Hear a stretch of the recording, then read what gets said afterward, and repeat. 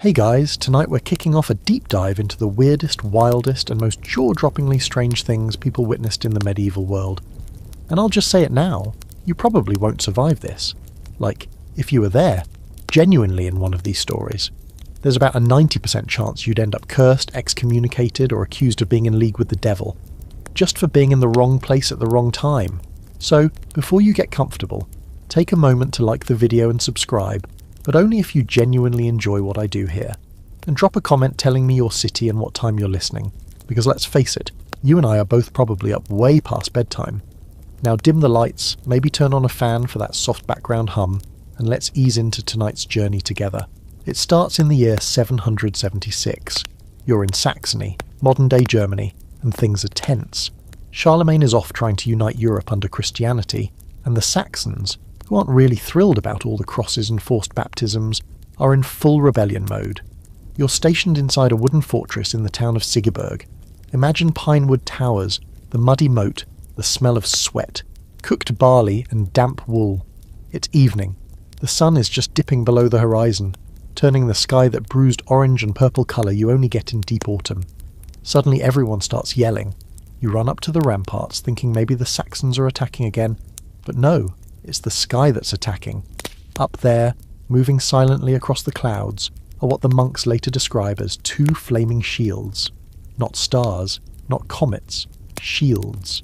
Circular, rimmed with fire, gliding silently above the fortress, and then turning sharply, hovering, almost observing. The Saxons, fierce warriors who'd been about to launch an assault, see them too and flee in panic. Like full-blown drop-your-spear-and-run panic.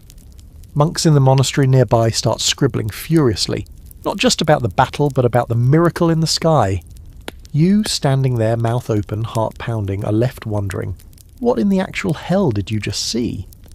Now, we can't get away with calling this a UFO, obviously, but medieval chroniclers were nothing if not literal. They didn't write poetry about burning shields because it sounded cool.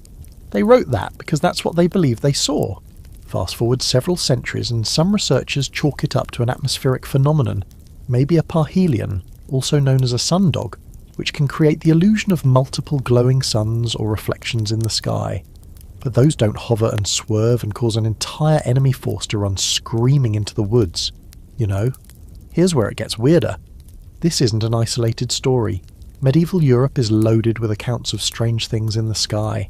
Glowing orbs over abbeys, armies battling in the clouds, crosses of fire floating above churches, and every time it's written down with this fascinating blend of awe and sheer terror. Because let's remember, the medieval sky wasn't just a place where the weather came from, it was heaven, literally. Anything unusual up there wasn't just weird, it was divine or demonic. But let's zoom back in. You're there on the tower, surrounded by other terrified guards who are crossing themselves and mumbling prayers. You glance at the horizon, and for a moment, you think you see a third flaming shield in the distance, smaller, maybe moving toward the others. It vanishes before anyone else sees it. Do you mention it? Or do you keep that little detail to yourself because you know full well that seeing too much gets people in trouble around here? And that's a real thing too. In the Middle Ages, being the one who noticed the unnatural was dangerous. The church was the authority on all things cosmic and divine, and if you saw something they couldn't explain, or worse, didn't like, it could go very badly for you. There's even a monk in the 13th century who wrote a confession where he admitted to seeing lights like angels moving across the sky near his monastery, and then immediately prayed for forgiveness, assuming he'd been shown a demonic illusion to test his faith. This leads to one of the great scholarly debates about medieval sky phenomena. Were they real, fabricated, exaggerated, or misunderstood natural events? Some historians argue that the chroniclers were just doing their best with very limited scientific understanding. So a meteor becomes a fiery wheel. A comet becomes a divine omen. Others point out that while medieval people lacked our tech, they weren't idiots. They knew what stars looked like. They knew what lightning looked like. And when something didn't fit the mould, they took it very seriously and described it in ways that feel eerily familiar to us now. And then, of course, there's the fringe theory crowd. The ones who say this was all early evidence of extraterrestrial contact. That the flaming shields were spacecraft, observed centuries before we had the language to describe them. It's out there, sure, but then again, so were those two shields. You eventually climb down from the tower, still shaken. That night, huddled near the fire in your barracks, you hear a grizzled old knight mutter something like, "I saw one of those in 743 over Aquitaine. Thought it was the end of the world." You look at him, waiting for more, but he just stares into the fire and says nothing else. And as you try to sleep, the wind howls through the cracks in the timber walls. You wonder if, somewhere up there, those shields are still watching, or waiting. You've barely shaken the image of those flaming shields when something even stranger comes your way. You're travelling now. Let's say you're a merchant, which means long days on foot, and even longer nights in creaky inns or sleeping under trees that drop dew on your face around dawn. This time, your route takes you through Suffolk, in England, sometime in the 1100s, when the forests are thick, the roads are sketchy, and the weirdness level is already high thanks to the fog that seems to cling to everything. It's in the village of Woolpit that you stop for the night, and it's there you hear the story. A few decades ago, so the locals say, 2 children had appeared just outside of town near the edge of a deep pit that gave the village its name. They were a boy and a girl, young, maybe 7 or 8, dressed strangely in clothes no one recognised. They spoke no language that any farmer or priest could understand, and their skin was green. Yeah, like literally green. Not pale, not sickly, not slightly olive-toned under bad lighting. Green like fresh peas, like new grass. It was the kind of detail that might sound like a bad joke, but the villagers swore by it. And you're sitting in the corner of this smoky little inn, sipping something that probably used to be beer, listening to the innkeeper tell the story for the 10th time.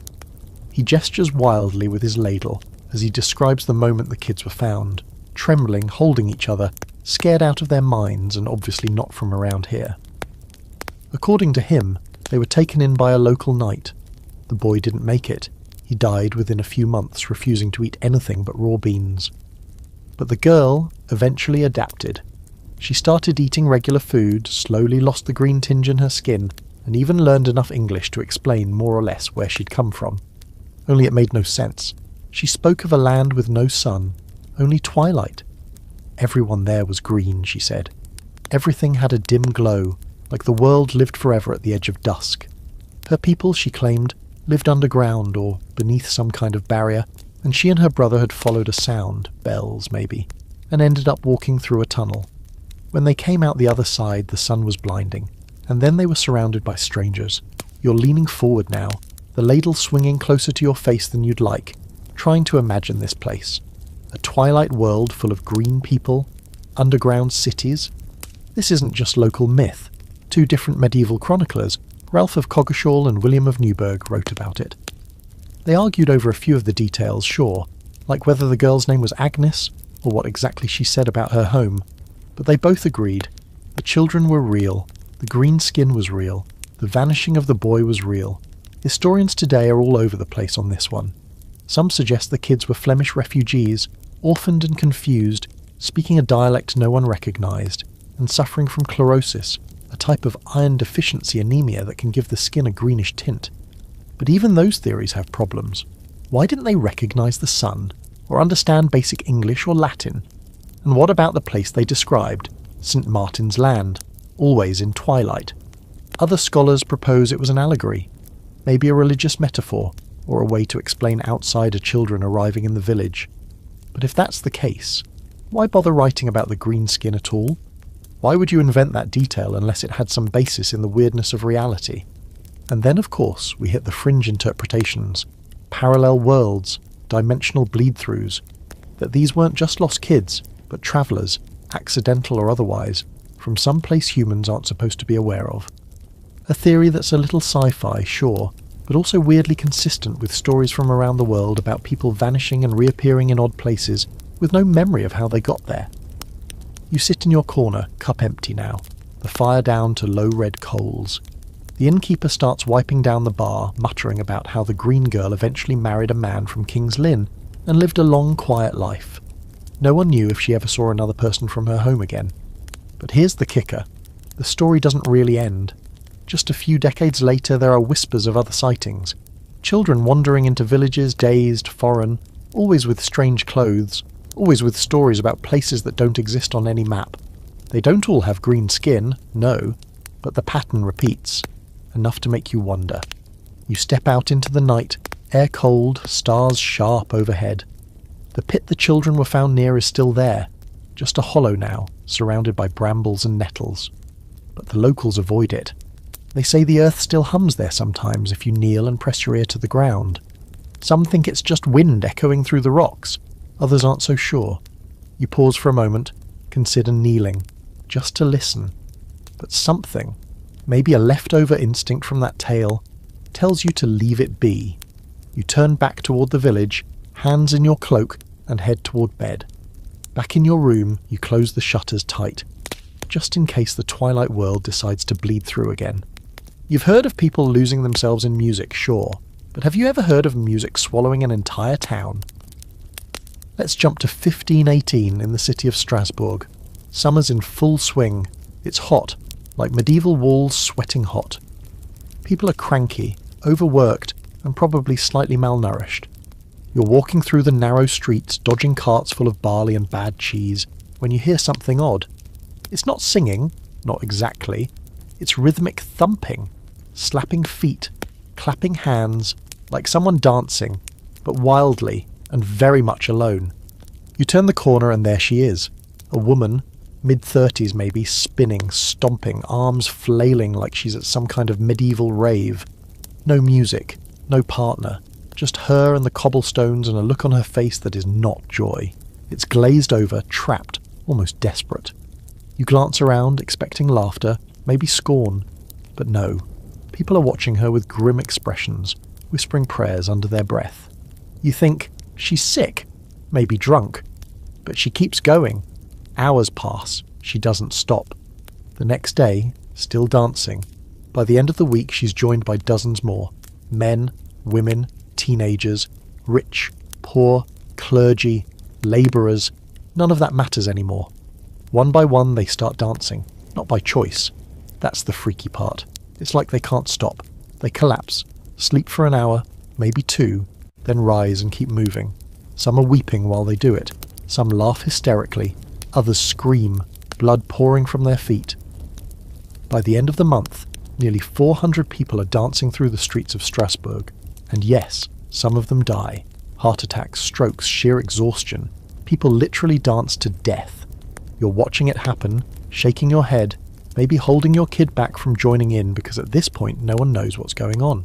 You'd think the city would step in with a little common sense. Medical help, maybe some rest, hydration, something to stop this madness. But instead, the city builds a stage. Yeah, no kidding. They actually encourage the dancers, hire musicians, because the prevailing theory at the time is that this is a hot blood issue, a medical imbalance, and the only way to cure it is to let the energy burn out. So they pipe in drums and flutes to help them dance it off. It doesn't work. More die, the stage collapses, people keep dancing in the rubble. So where the hell did this come from? This is where things split into two camps. Some historians argue it was mass hysteria, triggered by collective trauma, maybe famine, maybe disease, maybe just the bleakness of life in the Holy Roman Empire during a brutally hot summer. In this view, the dancing was psychosomatic. The first woman, they say, sparked something, an echo of anxiety that spread like wildfire through a tightly wound population. A kind of medieval panic attack scaled up to nightmare levels. Others suggest it was ergot poisoning. That's a mould that grows on damp rye and can cause hallucinations, convulsions, even gangrene. Basically, LSD's evil cousin. And in wet summers it thrives.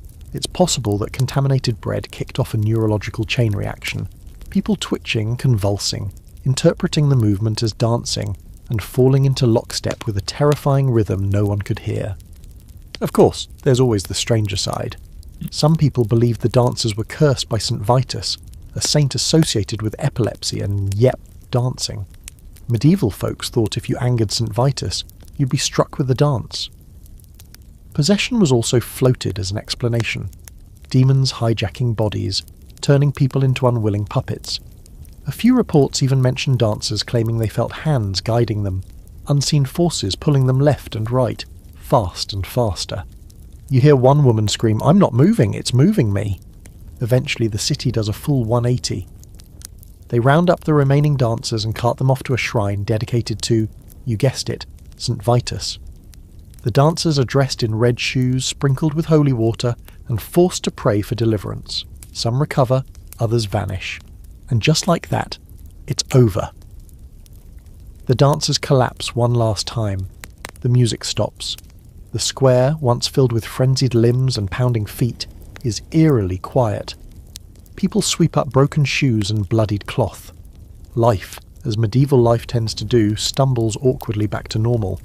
You're left standing there in the aftermath, wondering if any of it made sense. Could hundreds of people really have lost control of their own bodies at the same time? Could a fungus really do that? Could trauma? Could God? Or was there something else? One chronicler, anonymous of course, wrote a short passage at the end of his account of the dancing plague. It reads, "The sound came from beneath. It hummed before it rose." That's it. One sentence. But it opens a door you really didn't want opened. What if the music was real, but not audible to most ears? What if it wasn't hysteria, or mould, or saints, or sin? What if it was a summons? The next time you hear music late at night, music you didn't turn on, you might find yourself remembering Strasbourg, 1518, and hoping it wasn't your feet that just twitched. You've walked through haunted skies and cursed dances already, so by now you might be thinking you've seen it all. But tonight, let's go south, way south, to Sicily, where the air smells like citrus and sea salt, and the wind carries the sound of church bells, market haggling, and the occasional rumour about something very big roaming the hills. Welcome to Palermo, late 1400s.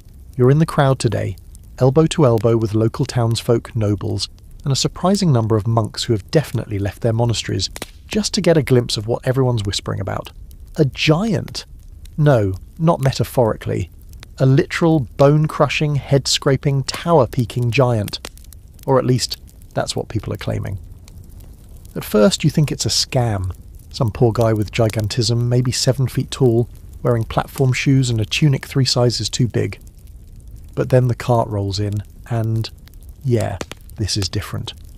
There's a platform carried by a dozen sweating men, and on it, strapped upright like a tree trunk that grew legs, is a man easily 10 feet tall, maybe more. Thick-limbed, impossibly long arms, fingers like polished stone. His skin is pale, his eyes sunken but alert. He blinks slowly, almost like it's a chore. And the most unsettling thing? He's smiling. People gasp. Some cross themselves. A few shout in Sicilian about the Nephilim, the giants from the Bible, the offspring of angels and humans. Others mutter about fallen gods, or worse, experiments by alchemists gone wrong. One older man, his voice shaking, swears he saw a giant like this years ago, buried in the hills north of here, dug up by earthquake and exposed just long enough for some monks to measure the bones, before the earth swallowed it again. You hear words like Anakim and Titans tossed around, and somewhere in the mess, one very enthusiastic priest yells that this proves everything written in Genesis. So where did this towering man come from? According to local rumour, he was discovered in a hidden cave not far from Mount Etna, yep, the volcano, by a group of shepherds. They said he was sleeping, not dead, not fossilised, sleeping. When they tried to touch him, he opened his eyes, sat up, and let out a sound that made their goats faint. He didn't speak at first. He just stood up, shook the dust off, and began walking toward the coast. Now, this is where the stories start to fork like crazy. Some people say the church immediately claimed him as a miracle. Others say he was chained and transported under guard, not because he was dangerous, but because he knew things, and kept whispering in ancient Greek, Hebrew, and something no one could identify. The scholars went nuts over it. Everyone else was just busy freaking out over the logistics of feeding him. And here's a weird, fringy twist. One monk wrote in his journal that the giant had scars on his arms, delicate patterns that resembled maps. Not tattoos, not carvings, scars. As if they had been written onto his body from inside. Modern scholars naturally debate the hell out of this. Was it a wild exaggeration of someone with extreme acromegaly? Could it have been a misinterpreted tall tale that grew over time like the fish that got away stories? Sure, but there's also a curious pattern to consider. Reports of giants don't just exist in Sicily. They show up all over medieval Europe, England, France, the Alps, Northern Africa, and they're usually not described as monstrous, they're described as sad, worn, almost misplaced in time. Some go even further and point to excavations of unusually large human bones found near cathedral sites and old grave sites. Bones that were quietly lost or reburied before anyone could get a second look. There's even an account from the 12th century of monks in France digging up a skeleton with a skull the size of a wine barrel. They destroyed it immediately, claiming it was a devil's trick. Very convenient. Back in Palermo, the crowd is losing its mind. Some chant. Others throw flowers. A small boy tosses an apple up to the giant, who catches it with eerie grace. He takes a bite, chews thoughtfully, then mutters something that no one understands, except for a bearded traveller beside you, who turns pale and walks away without another word. Later that night, as you sit in a quiet tavern, people still talk about the giant, but something feels off. You notice that none of the city officials stayed long at the viewing, that the monks who escorted him looked terrified, and that, when the sun went down, the platform was rolled back into a stone building on the edge of the city, locked, sealed, and, according to the barkeep, guarded by someone who didn't look quite human. A week later, you hear the giant was gone, vanished. Some say he walked into the sea, others say he crumbled to dust. A few whisper he was taken to Rome, and one guy, very drunk and very sincere, swears the volcano opened up again, just for a moment, and swallowed him whole. That's the thing about medieval giants. No matter how many are seen or touched or displayed to the public, they all vanish. Their stories end in silence, in disappearance, and somehow that's worse than if they'd stayed and rampaged through the countryside. Because it makes you wonder, what else is out there sleeping beneath our feet? There's something unsettling about rain. Not the gentle kind that makes you want to curl up under a blanket, but the unexpected kind. The kind that hits when the sky's too clear, the air too still. The kind where you look up and wonder, where is this even coming from? Now imagine that, but instead of rain, it's blood. You're in 9th century France, somewhere between the tail end of Charlemagne's glory days and the creeping anxiety of Viking raids. The village is small, dozens of thatch roof homes, a church that leans just slightly, and fields that stretch into a horizon you mostly ignore unless someone screams raiders. But today there's no screaming. Not at first, just stillness. The kind of stillness that makes birds shut up and dogs slink under carts. Then comes the drop. 1, 2. At first, it looks like a bit of dew from the eaves, but when it hits your tunic, it doesn't feel like water. It's sticky. You touch it and stare at your fingers. Dark red. Wet. Warm. You look up and see nothing unusual. No storm clouds, no angels with swords, no fire-wheeled chariots, just the usual sky. And yet, it's raining blood. You're not the only one who sees it. Shouts ring out. Mothers clutch their children. A monk drops to his knees, immediately trying to figure out which book of the Bible this is supposed to fulfill. Others run for buckets because, hey, anything that falls from the sky is probably a message from God or a cure for something. Or both. The blood keeps coming, streaking the fields, dripping from rooftops, soaking the freshly turned earth. It smells metallic and a little wrong, like something old and sour. It pulls in the cracks of the village road and stains the altar cloth inside the church. It lasts for hours. Later, the records will claim it was a miracle, though whether that meant a blessing or a curse, nobody really clarified. The monks wrote it down. People in neighbouring towns said it must be the wrath of God, or maybe a sign that a saint was martyred nearby. A few bold souls said it was a warning. Of what? They didn't know. That's how warnings work in the Middle Ages. Vague, terrifying, and always open to interpretation. Blood rain, believe it or not, isn't unique to France. There are stories all over Europe, Ireland, Spain, parts of Germany, and it's not always blood. Sometimes it's milk, or oil, or meat. But blood is the one that really messes with people's heads. You can laugh off falling frogs, but you can't ignore a sky that weeps. Let's fast forward to a more scientific angle. Modern meteorologists believe some of these events were caused by red dust storms, fine sand blown up from the Sahara, mixed with rain clouds, and deposited as reddish liquid. Okay, fair. But here's where it gets weird. In some documented cases, verified ones, the liquid wasn't just red, it clotted. It behaved exactly like animal blood. When tested centuries later from preserved cloth samples, the stuff showed hemoglobin-like properties. Now you're wondering, whose blood? Because let's be clear, no one reported any dead cattle missing. no slaughterhouse mishaps, no high-up bird blender accident, and it didn't fall in spots where blood should have been anywhere near the water table. One priest wrote that after the blood rain, several of the villagers started having dreams, the kind that made them wake up sweating, muttering about people with eyes where their mouths should be, and iron wheels rolling across the sky. Another account said a local well turned black for 3 days, not muddy, black, and one child, born 9 months later, was said to have a red birthmark across his chest in the exact shape of a falling drop. Coincidence? Probably. But this was the Middle Ages. Everything was a sign. Everything meant something, and nothing was just a coincidence. Back to you. You wake up the morning after and the ground still reeks of iron. Your sheep won't go into the pasture. Birds avoid the town entirely. The priest tries to hold mass, but the pages of his Bible are streaked with dried crimson, and halfway through the homily he just starts weeping. Eventually the rain washes it away. The sky turns back to blue and life stumbles forward like it always does, but no one forgets. The old people talk about it for decades. Some swear they still see spots of red in the corners of their homes, like the blood seeped into the wood itself. A few houses are abandoned completely. And here's the footnote to this particular horror show. A year later, the region is hit by the worst locust swarm in a century. Crops fail, livestock sicken, and then come the Vikings, cutting through the land like a blade. It's brutal. You survive, but just barely. And in the years that follow, you remember that rain. You remember how warm it felt on your skin, how slow it slid down the stone, how it didn't make a sound when it fell.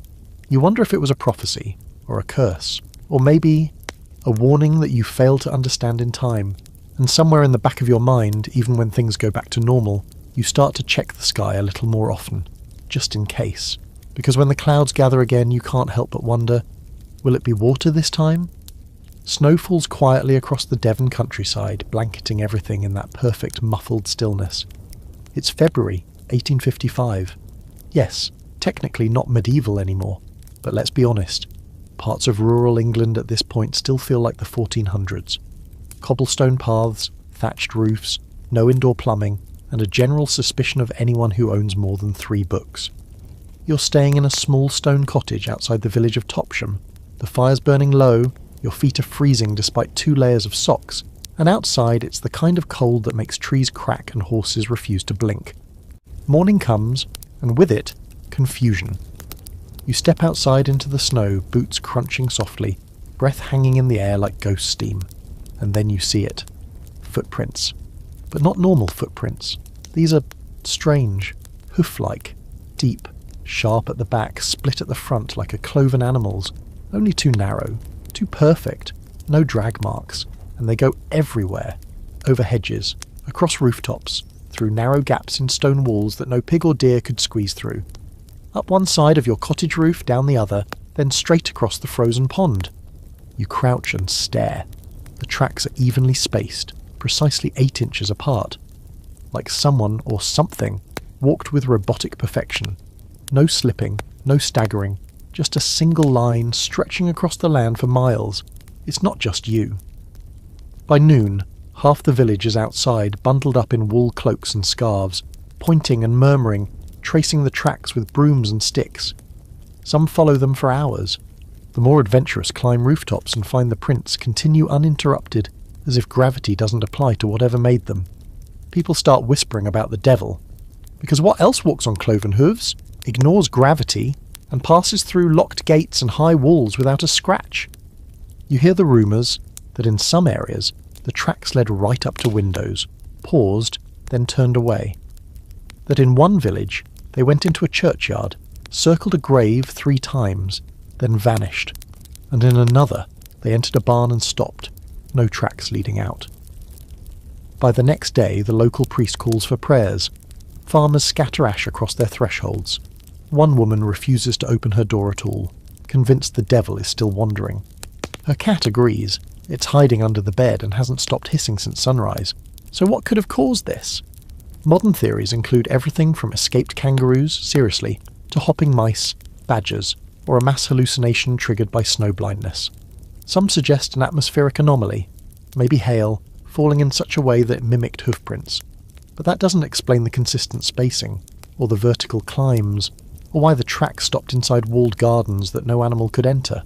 A few daring voices in the 20th century proposed a kind of early experimental aircraft, something silently gliding over the countryside, maybe even an airship before its time, letting down a probe or leg-like appendage that touched the snow in perfect patterns. But that would require technology nobody had access to, at least not officially. And then there's the folklorist theory, that this wasn't an isolated event but part of an older pattern. Stories of strange tracks appear in medieval European texts too. Hoofprints in impossible places, reported after mysterious lights or strange sounds in the night. Always in winter, always after heavy snow. Some even connect it to the wild hunt, a ghostly procession said to ride across the sky on stormy nights. The leader? Often Odin, sometimes the devil, always something you don't want to meet in the dark. Back in Devon, the tracks remain for days until fresh snowfall erases them. But the memory sticks. Years later, old-timers still talk about that February, about the hoofprints that crossed the river without breaking the ice, that walked across haylofts and through keyholes, about how quiet the world felt while it happened, and how nothing, not a sound, disturbed the night while the tracks were being made. No dogs barked, no birds took flight. It was as if everything alive held its breath. You head back inside your cottage, suddenly aware of how thin the door is. The fire's out, the shadows are long, you check the window, and no tracks, yet. But if you wake up to find one perfectly formed hoofprint on your roof, maybe, don't go outside that morning, just saying. You're in a candlelit room, the kind that smells like dried herbs, burnt wax and too many secrets. There are books piled like unstable towers on every surface, each one more brittle than the last. The air is thick with the scent of ink and something faintly metallic, maybe from all the brass instruments hanging from the rafters. You're here because someone whispered about a talking head, and naturally you had to see it for yourself. The man who owns the place is a scholar, or at least that's what he claims. Wild white beard, ink-stained fingertips, eyes that look like they haven't blinked in days. He leads you to the back of the room, past a desk covered in open scrolls and diagrams you can't read. And there, under a cloth, is the thing. He pulls it off slowly, like a magician unveiling the final trick. It's a head, not a real one. Or, not entirely. It's made of metal, with gears at the jaw and a strange assortment of levers at the back. The eyes are gemstone. Rubies, maybe. Or just painted glass. It has no hair, but the shape is unmistakably human. And according to this scholar, it talks. This isn't just a one-off curiosity. Throughout the Middle Ages, there are scattered but persistent rumours of so-called brazen heads, mechanical or magical heads that could answer questions, reveal the future, or whisper secrets from other realms. The most famous name tied to these creations, Roger Bacon, a 13th century English philosopher, theologian, and all-around intellectual wildcard. He was said to have built a brass head that could speak and even predict the future, but only at a specific time. And of course, the story goes that Bacon missed it. The head spoke once, just once, and no one was around to hear it. Now, skeptics say these are just myths, allegories for forbidden knowledge or misunderstood science. But the weird part is that multiple medieval sources, monks, clerics, even rival scholars, mention similar stories. Not just in England, in Italy, in France, even in the Byzantine Empire. Always a head, always made of metal, always just a little too advanced for the time. One writer claimed that a head spoke in 7 languages and was built using celestial alignments and dragon's breath. Another claimed the voice it spoke with was not human, that it vibrated through the bones of the listener rather than the air, which is, not something you want to hear at bedtime. Some believed the heads were animated by demons, others thought they were powered by angelic energy, captured somehow through alchemical rituals or divine geometry. A few of the more paranoid monks believed these devices weren't made by humans at all, but found, partially buried in ruins or unearthed from beneath ancient temples. Remnants of a civilization that came before, maybe. One that understood machinery in a way the medieval world couldn't even begin to. Back in the room, the scholar begins to wind a crank at the base of the head. You hear a soft clicking, like clockwork stretching its legs, then a hum. The mouth opens slightly, revealing rows of brass teeth. You expect it to speak. It doesn't. Not yet. Ask it something, the scholar says. You hesitate because, frankly, your top question at this moment is, how do I get out of here without being cursed? But eventually you ask something simple. Maybe, "What time is it?" or "What's my name?" Something harmless. Nothing happens. Then, in a voice that sounds like stone grinding against stone, the head says, "Too late." The scholar jolts, clearly not expecting that. He laughs nervously, mutters about time errors, and how the head only answers properly when Saturn is in the right house. He fumbles with the levers, trying to reset the mechanism. You don't ask another question. Later, as you walk back through the darkened streets, you remember another story. One from Florence, where a nobleman kept a talking head locked in a room beneath his villa. He was said to visit it once a week and return visibly aged every time. No one knew what it told him. Then there's the case from Prague, unverified, but whispered among old occult circles, about a head that answered everything except one question: who made you? When someone finally asked, it screamed so loudly that glass shattered across the city. And of course, scholars argue about the whole thing.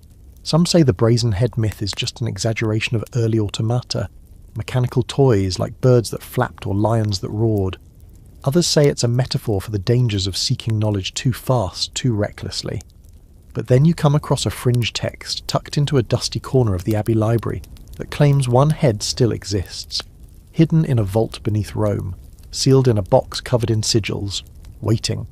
There's even a name etched into its base according to the text. Not a Latin name, not Hebrew, not Greek, just a single word: listen. You can't shake that detail. You lie in bed that night thinking about it. If you had a chance to ask a question, just one, and be guaranteed an answer, would you? What if the cost was just a little too high? What if you didn't get to choose which voice answered back? The wind rattles the shutters. You close your eyes, and for a moment, you think you hear a whisper. It starts with thunder, but not the normal kind. Not that low, lazy rumble that rolls across the hills like a sleeping god turning over. No, this is sharp, loud and fast, like a battlefield that forgot where the ground ends and the sky begins. You step out of your small house, a simple timber-framed thing that creaks in every breeze, and look up. The clouds are low and heavy, slate grey bordering on black, and in the distance, beyond the hills, you see flashes of light, but they're not striking the earth. They're hovering, like bursts of torch fire flaring mid-air. You think, storm. Then you hear shouting and you head up the road past moss-covered walls and terrified livestock trying to wedge themselves under anything solid. And that's when you see the rest of the village clustered near the ridge, all of them staring skyward. You follow their gaze and your breath catches. There's a battle happening in the clouds. Not lightning, not birds, not the usual swirling, tortured shapes of a coming storm. You see forms, figures, humanoid and armed, shapes clashing in mid-air, spears maybe, or swords. Every now and then, one figure breaks apart like smoke. Others seem to glow. You think, this is not possible, but here it is. And you're not hallucinating. Dozens of people are seeing it too. This isn't some lonely drunk in a field claiming he saw angels. This is your entire town gaping at the heavens while a ghost army fights an invisible war over your heads. These stories, sky battles, celestial clashes, spectral armies, dot medieval chronicles all over Europe. They call them phantom armies, ghost wars, or heavenly skirmishes. Sometimes they're written off as omens. Other times they're described in detail that's a little too vivid, a little too consistent across cultures to ignore. Take, for example, the 14th century account from England where people in Yorkshire claimed they saw two armies clash in the sky for 3 hours. They reported the armour colour, the formation, even the outcome, one side routing the other, then vanishing. The priest interpreted it as a sign from God. The locals just started sleeping with knives under their pillows. Or in the year 776, yes, same year as those flaming shields over Sigiburg, there's a tale from the monastery of Clofeshow. The monks claimed they saw riders in the sky, galloping across the clouds, glowing with fire and trailing mist. One even swore he heard shouting in Latin. Some historians now argue that what these people witnessed was a natural phenomenon called a superior mirage, reflections of distant images bent upward by unusual temperature layers. In rare conditions, this can make ships appear to float, or armies appear in the clouds. It's science. Neat. Except, these accounts often include things that don't fit, like glowing weapons, or voices, or the same figures appearing again years later in different parts of the country. There's even one report where a man recognised his dead brother in the Sky Army, and then saw him again that night in a dream, in the same armour. In Germany, 1320, a full town reports seeing a knight in shining gold armour leading an army of pale horses through the clouds. They rode in silence, no clash, no war, just a procession. A week later, plague struck. The people said it was Death himself leading a scouting party. "Back in your village," someone yells, because one of the figures in the sky has fallen. You all see it. A shape breaking from the mass and plunging downward, trailing a line of red light, like a comet dipped in blood. It vanishes behind a hill. People scream. A few start running toward the hill. Others run the opposite direction. You go. When you reach the hill, breathless and unsure why you're not already regretting your life choices, there's no fallen figure, no crater, just scorched grass and a smell like burnt metal and flowers. One child says he saw a man with no face kneeling there, holding a sword that buzzed. You think he's making it up until he shows you a rock, split clean down the centre, still warm to the touch. Back in town, the sky battle fades. The clouds disperse slowly, ashamed maybe, or just tired. It's quiet again. Too quiet.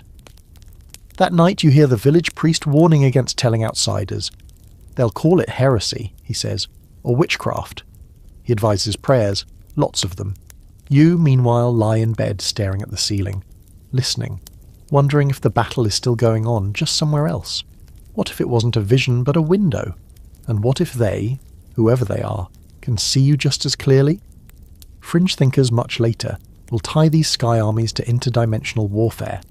They'll claim medieval people witnessed military conflicts bleeding through from parallel planes. That angels and demons were just primitive interpretations of soldiers and tech beyond comprehension. Not heavenly or infernal, just elsewhere. Others will insist it's all metaphor, storytelling, a way to cope with war trauma or explain bad weather. But even those scholars pause when faced with the detail in these accounts, the repetition, the patterns, and the question, why do so many of these sky battles happen right before catastrophe? Famine, plague, invasion, sometimes all three. You don't sleep much that night. The wind rattles your shutters like something tapping to be let in. You think you hear hooves, but that's ridiculous. Then again, so is a war in the sky. There's something suspicious about a corpse that doesn't rot. Not just strange, suspicious. Especially in the Middle Ages, where even the holiest of people tended to return to the earth with all the messy, fragrant efficiency you'd expect from pre-refrigeration biology. So when word spreads that a dead body, buried, sealed, and long forgotten, has been exhumed and found in perfect condition, people talk, loudly and nervously. You're in northern England now, in the wild, wind-swept region of Northumbria. The year is 1104, but the story goes back much further, to a monk named Cuthbert, who died in 687. St. Cuthbert, actually, a quiet man, a hermit, a lover of birds, and according to just about everyone around at the time, a miracle-working saint in the making. After his death, he was buried on Lindisfarne, the Holy Island. Nice little coastal spot. Gets a bit Viking-y from time to time. Fast forward 11 years after his burial, and a group of monks decide to check on the old boy. Officially, it's to relocate his remains to a more honoured spot in the church. Unofficially, they're hoping for a sign, something divine, something marketable. Saint relics are big business, and a saint's femur could get you a cathedral if the miracle stacked up right. What they find, though, is more than just a femur. Cuthbert's body is uncorrupted, flesh intact, skin soft, joints flexible. His hair hasn't fallen out, his clothes, remarkably, aren't even that mildewed. And this isn't some embalming trick, this is medieval England. You're lucky if your dinner stays fresh for a full afternoon. But here lies a man, dead over a decade, looking like he just nodded off during evening prayers. The monks lose it. They rush to document everything. They parade the body around. Pilgrims come flooding in, eager to pray at the feet of a man who clearly has heaven on speed dial. Miracles are reported, cures, visions. One woman swears her goat gave birth to twins after she touched Cuthbert's robe. Another says her fever vanished mid-prayer. You hear it all while standing in the courtyard, squinting at the line of hopeful visitors, like this is the world's strangest amusement park. The church naturally gets involved. They officially canonise him, St. Cuthbert, and he becomes one of the most venerated saints in England. His incorrupt body is moved again and again over the centuries, eventually ending up in Durham Cathedral, where it still supposedly rests today. Although, if we're being honest, a few of those movements were suspiciously vague. War, fire, pillage. Sometimes things got misplaced, but the question remains, why didn't he rot? The Church's answer is simple: divine favour. God chose to preserve his servant as a sign of sainthood. It's rare, but not unique. Several other saints, Clare of Assisi, Bernadette of Lourdes, even the tongue of St. Anthony, were all said to have defied decay. But skeptics argue that these are exaggerated or misreported, that environmental conditions, cool air, dry soil, lack of oxygen, could mummify a body naturally. Still, when you hear about the cloth remaining soft, the scent of flowers around the tomb, the warmth of the skin still clinging days after exposure, well, you start to wonder if something else is going on. And here's where it gets a little odd, even by medieval standards. One monk in the 12th century recorded a strange event during a later inspection of Cuthbert's body. He claimed that, as he leaned over to adjust the saint's cloak, Cuthbert's lips parted slightly. Just a crack. Enough to release a faint, sweet-smelling breath. The monk swore he heard a whisper. Just one word. Wait. He told no one for years, fearing madness or heresy charges. But when he finally confessed, several others claimed to have heard similar things, rustling from within the coffin, dreams of a man standing at the foot of their bed in monastic robes, eyes open and watchful. And not all the stories are warm and glowy. One old abbey tale talks about a thief who tried to break into the tomb to steal a fragment of cloth. He made it home, clutching the relic, only to be found the next day, dead, face contorted in terror, hands still curled around the piece of robe that was now stiff and blackened. There's an open debate among scholars about incorruptibility. Some say it's symbolic, meant to reinforce the power of the Church and the sacredness of certain lives. Others point to preservation techniques that may have existed long before we understood them. And then there are the fringe voices who whisper about stasis, about suspended animation, even about relics from a civilization that understood how to halt decay. Maybe not religious at all, but technological. You lie awake that night in the monastery guest quarters, wondering if Cuthbert's really dead. Not in the his soul has moved on sense, but in the actually gone sense. What if he's in a kind of sleep? Not dead, just waiting. What if all the saints are? You look out the window at the massive bulk of Durham Cathedral glowing faintly in the moonlight. Somewhere in there lies a man who should have crumbled to dust 1,000 years ago, and still hasn't. There's a reason the monks never leave the tomb unguarded. There's a reason the doors are locked with iron keys. And there's a reason no one touches him anymore. Because what if the whisper wasn't just a word? What if it was a warning? It always starts with a scream in the night. A high, keening wail that cuts through the quiet like a blade through linen.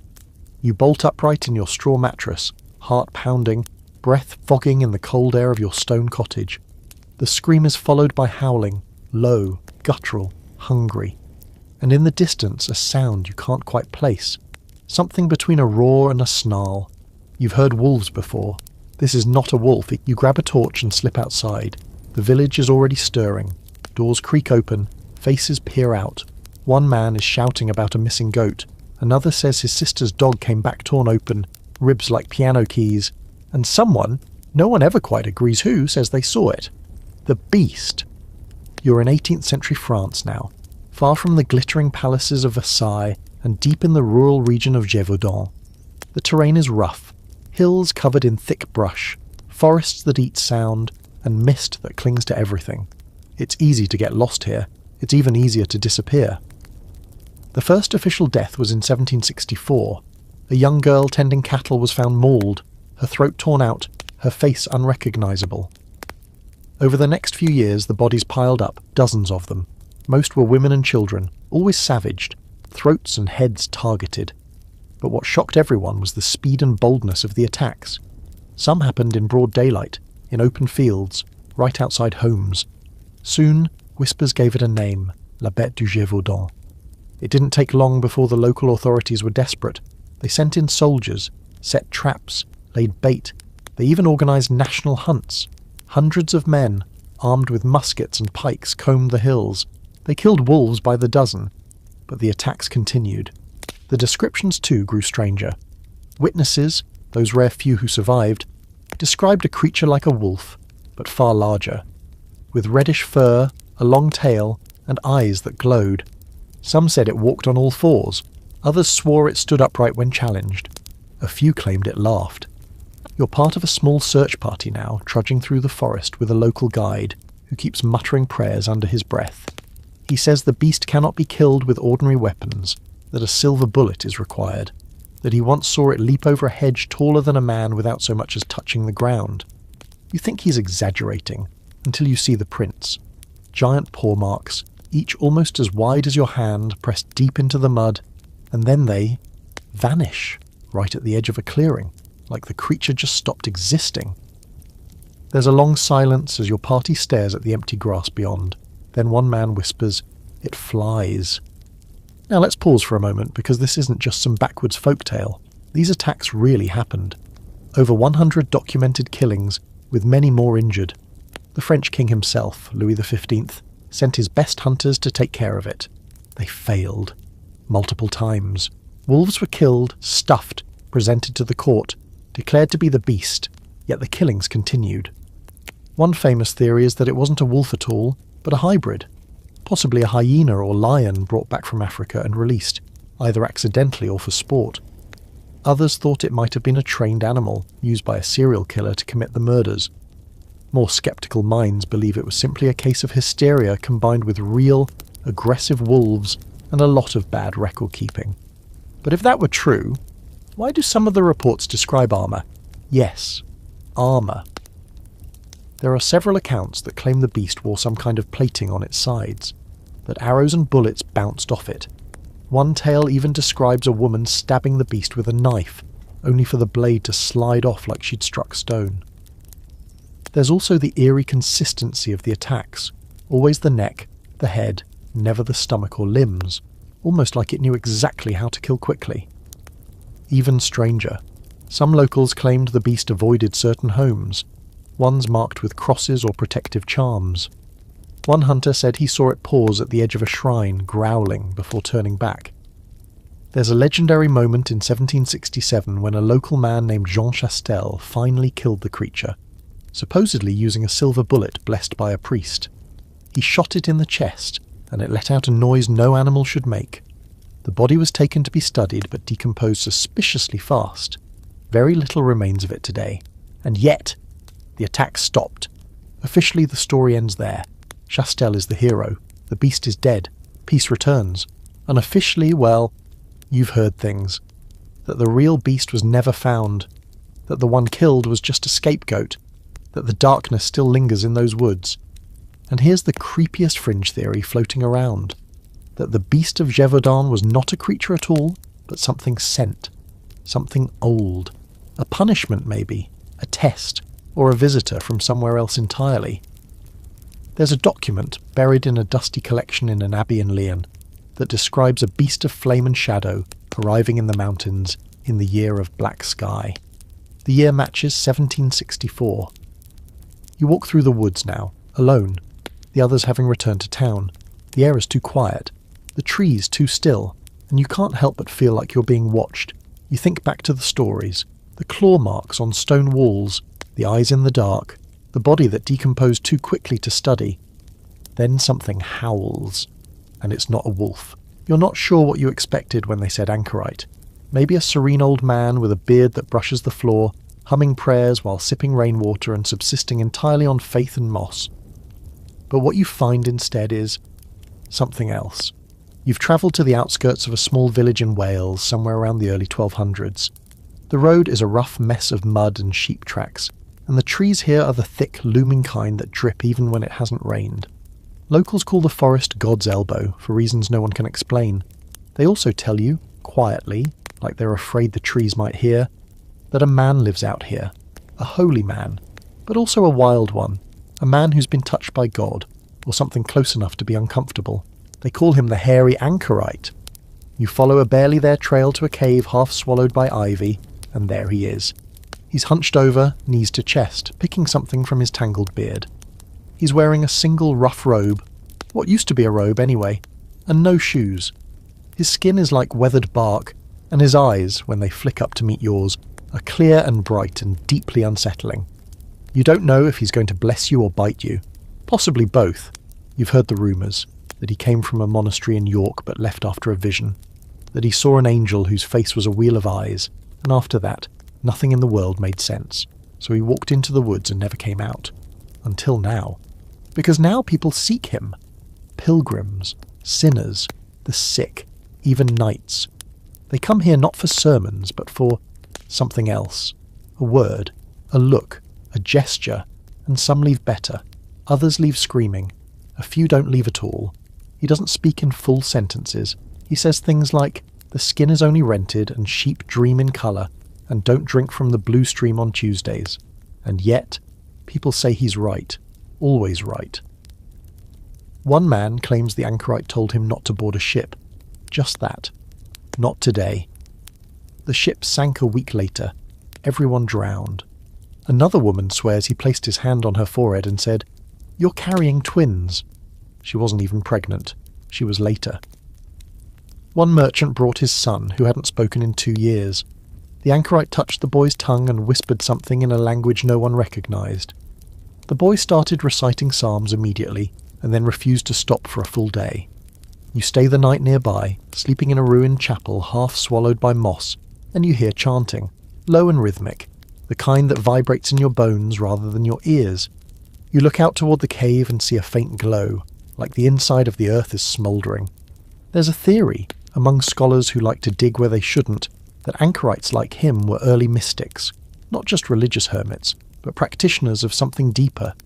Pre-Christian, maybe. That the caves they chose weren't just convenient shelters, but places aligned with something.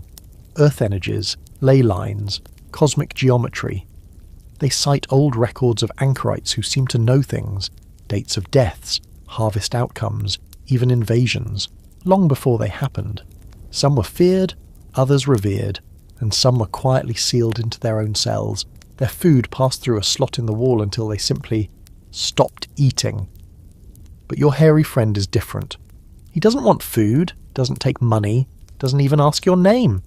He just watches you, eyes wide as if measuring your soul. He mutters something about the wrong sky and you don't belong in this layer, and then picks up a crow skull and hands it to you without explanation. You take it. He smiles. Back in the village, people swarm you. What did he say? What did he give you? Was it a blessing or a curse? You say you don't know, and you mean it. But later you dream. You dream of roots stretching under mountains, of stars blinking out, of a sky that peels open like wet cloth, and in the middle of it all, the hairy anchorite floating, eyes still clear, still unsettling, whispering the same word again and again. You wake up with the taste of moss in your mouth and the crow skull still in your bag. Eventually the anchorite vanishes. Some say he died, others say he turned into a tree. One story claims a shepherd found the cave empty, the walls covered in symbols that pulsed like breathing. The air smelled of honey and blood, and once, years later, a monk in York scribbled in the margins of a psalter. He returned, not as a man. No one can explain what that meant, but if you ask the older villagers, they'll point to the forest and say, "He's still in there, just quieter now." And they'll warn you, don't go in at night, not without the crow skull, and never ask what language he spoke, because if you understand it, it understands you. You're in France again, deep in the countryside where fog rolls like a living thing and every hill hides a chapel, a shrine, or a secret. The air smells of wet stone and wood smoke, and the trees loom like silent sentinels. You're walking through a graveyard, not because you like the ambience, but because you've been told there's a story here. A story about a saint who died, and didn't let that little inconvenience stop him from going on a walk. It's the 7th century, and you're in the land of decapitated saints. Yes, decapitated. Head clean off. That's the weird bit. But weirder still, the fact that some of them, according to very real, very serious medieval texts, just got up and kept going, holding their own heads, preaching, walking, sometimes for miles. It wasn't even considered odd. It was a specific kind of holy phenomenon. They even gave it a name, cephalophory, which roughly translates to head carrier. Because of course it has a name. This wasn't just folklore. It was accepted religious iconography. And the king of all head-carrying saints, St. Denis. Picture this. You're at Montmartre, on the hill that now sits beneath the haze of Paris.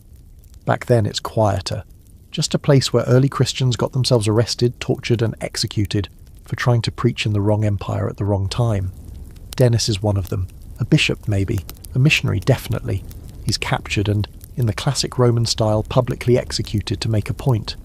The executioner does his job, off goes the head. Dennis's body slumps, and then, according to the story, it stands up.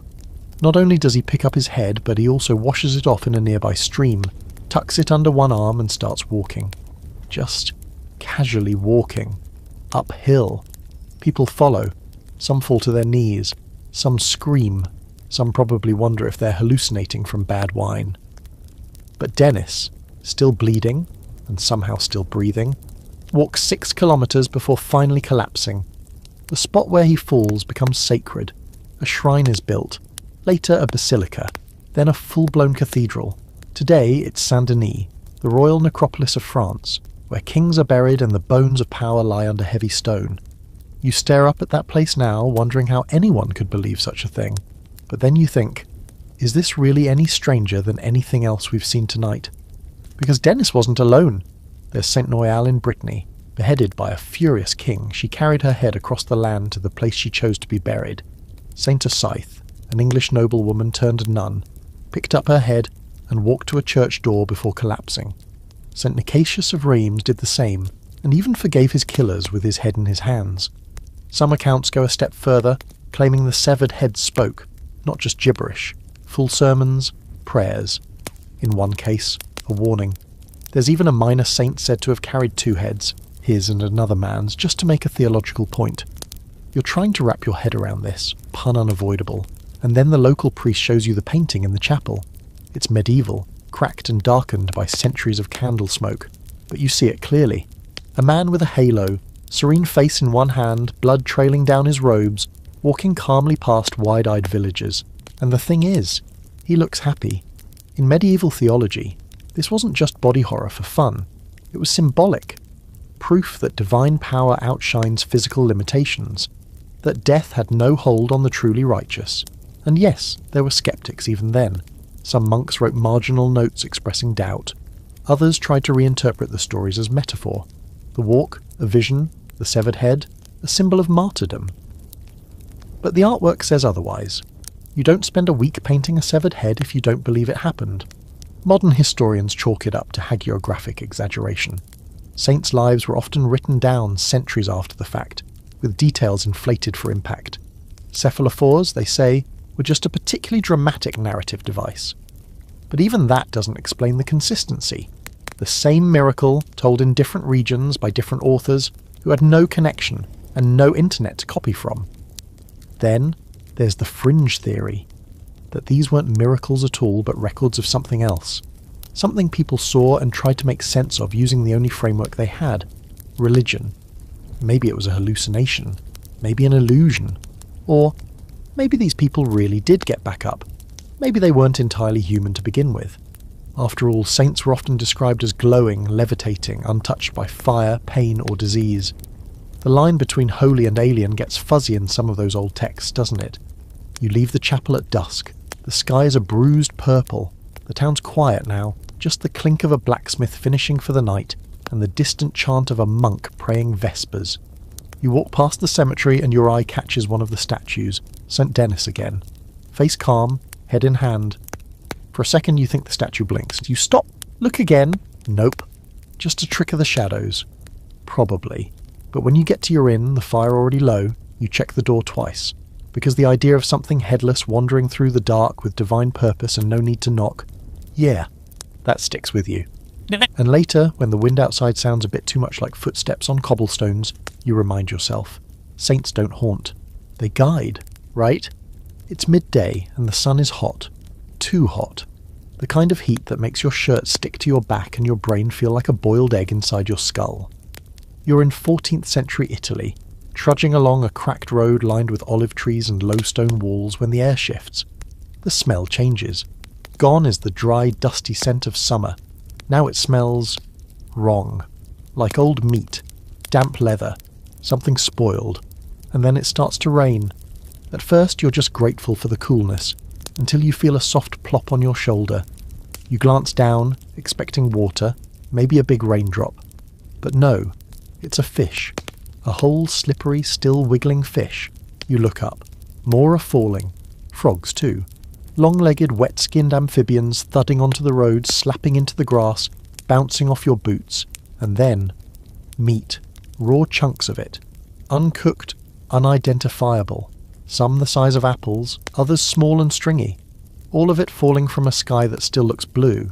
You run for cover under a low archway and watch in disbelief as the village road disappears beneath a pile of wet creatures and whatever the red stuff is. It smells like a battlefield after a banquet. You're not alone. Farmers, priests, children. Everyone is staring up in horrified fascination. A monk runs past, clutching a basket to his chest, yelling something about the punishment of gluttons. A few of the kids start collecting frogs like it's a game, but their parents quickly yank them away. Because this is not normal, this is apocalyptic.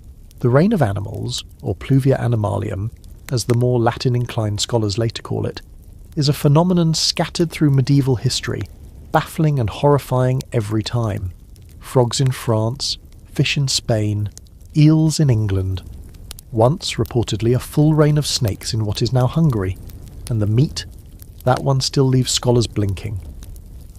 There's a documented event in 1345 in northern Italy, when flesh like that of man fell from the sky for nearly 15 minutes. The monks recorded it, the villagers buried it, and no one talked about it ever again. You ask around after the storm ends. One old woman tells you it means a saint is angry. Another claims it's the sky vomiting the sins of the earth. A local healer starts gathering the fish and frogs to make poultices, swearing they now contain divine properties. And the town priest? He's inside the church, praying louder than usual. You wander the fields and it's a mess. The ground is slick with slime. Crows circle overhead, cautious but interested. There's even a goat licking one of the red chunks, clearly unimpressed. Now, modern science, of course, tries to make sense of this. Tornadoes, waterspouts, wind shears. The idea is that violent storms can suck up water, and the creatures within it carry them high and then drop them miles away. It makes sense in theory, but in practice, these events often come with no sign of storms, no wind, no rain, just sudden biological chaos from a clear sky. And what about the meat? One of the weirdest cases happened long after the Middle Ages, in Kentucky, in 1876, when chunks of red flesh fell from a cloudless sky. Witnesses claimed the pieces were soft, some fatty, some muscular. Tests later said it was likely horse or deer meat, but no horses or deer had gone missing. One man insisted it tasted like lamb, because of course someone ate it. Back in the Middle Ages, though, nobody had the luxury of testing samples or filing meteorological reports. They only had fear, faith, and folklore. You hear about a nearby town where decades earlier a similar event occurred. The townspeople interpreted it as a divine message, meat from heaven. They cooked it, blessed it, and served it at the local abbey. The next week, everyone fell violently ill. The story goes that one of the monks had a vision that night, of a black-robed figure standing in the fields, shaking its head slowly. And here's a creepy footnote from a 15th century manuscript. It claims that when these rains happen, they always follow a pattern. 3 animal rains, then one of meat or blood. And each time, the 4th storm is followed by a famine, a war, or a plague. You remember the year now. 1348 is just around the corner. The Black Death. Was this a warning? You look at your hands, streaked with blood and slime, and feel a sudden wave of unease. Maybe this wasn't divine. Maybe it wasn't a storm. Maybe it was a leak. What if the sky doesn't just hold weather? What if it holds something else? Another place, maybe. Another world. And every now and then the seam between us and them wears thin. Just enough for a few things to slip through. Frogs, fish, flesh. You head back into town as the cleanup begins. People are sweeping, burying, praying. A few have lit candles in their windows. One man sits silently in the road, a single frog in his lap, staring at the sky like he's waiting for something worse. And later, as the sun sets and the air cools, you hear a low rumble in the distance. Not thunder, something heavier, something falling. You don't go outside. By now you've seen rain that bleeds, heads that walk, and giants that don't belong on this side of myth. But tonight, You're standing in front of a piece of linen. That's it. A big sheet of cloth, old and yellowed, with the faint outline of a man scorched into its fibres. And yet somehow, it's more disturbing than any beast or storm or sky war you've come across. You're in Lirey, France, mid-14th century. The plague has just started to lose its grip, but the stink of death still lingers everywhere, beneath the floorboards, in the dried-out riverbeds, in the way people flinch at coughs. The church is scrambling to keep the faithful faithful. The relic trade is booming. Everyone's trying to get their hands on a piece of the true cross or a finger bone of some long-dead apostle. But this is something else entirely. The priest leading you through the tiny chapel won't stop talking. He's been building to this moment for the last 20 minutes, and finally he pulls back the curtain like some low-budget theatre magician. There it is, the shroud. At first glance, it looks like a simple burial cloth stretched out across a long table. You've seen plenty. But then your eyes adjust to the dim light of the chapel, and you see it. Faint, but clear, as if seared into the fabric by fire itself. The face, the torso, the hands crossed delicately over the pelvis, the marks that look an awful lot like bloodstains. Not painted, not stitched, just there. The priest says it's the burial cloth of Jesus Christ. You stare a little longer. The image is strangely photographic, more like a ghostly X-ray than anything hand-drawn. The knees are scuffed. The wrist bones show wounds. The back, when they flip it over, reveals what could be lash marks. The face is solemn, peaceful even, and yet it has the weight of someone who's seen everything and wants to be left alone. The priest is beaming now, clearly expecting awe. Maybe a few tears, but all you can manage is a quiet, uneasy silence. Because if this thing is real, it changes everything. And if it's fake, well, it's the most skillful, unnerving forgery in human history. So what's the deal? The Shroud of Turin, though it's not in Turin yet, first appears in public in the 1350s, displayed by a French knight named Geoffroy de Charny, whose family claims it's a holy relic passed down through secret channels since the First Crusade. Immediately people start flocking to see it. Pilgrims fall to their knees, skeptics roll their eyes. The local bishop isn't convinced. It smells too much like theatre, too convenient for the church's dwindling power. But the image, it's hard to explain. You touch the edge of the cloth, half expecting to feel heat. Nothing, just rough linen, but your fingertips tingle anyway. Centuries later, carbon dating will throw everyone into chaos, placing the cloth in the 13th or 14th century. A medieval hoax, they say. But others will counter with flaws in the test.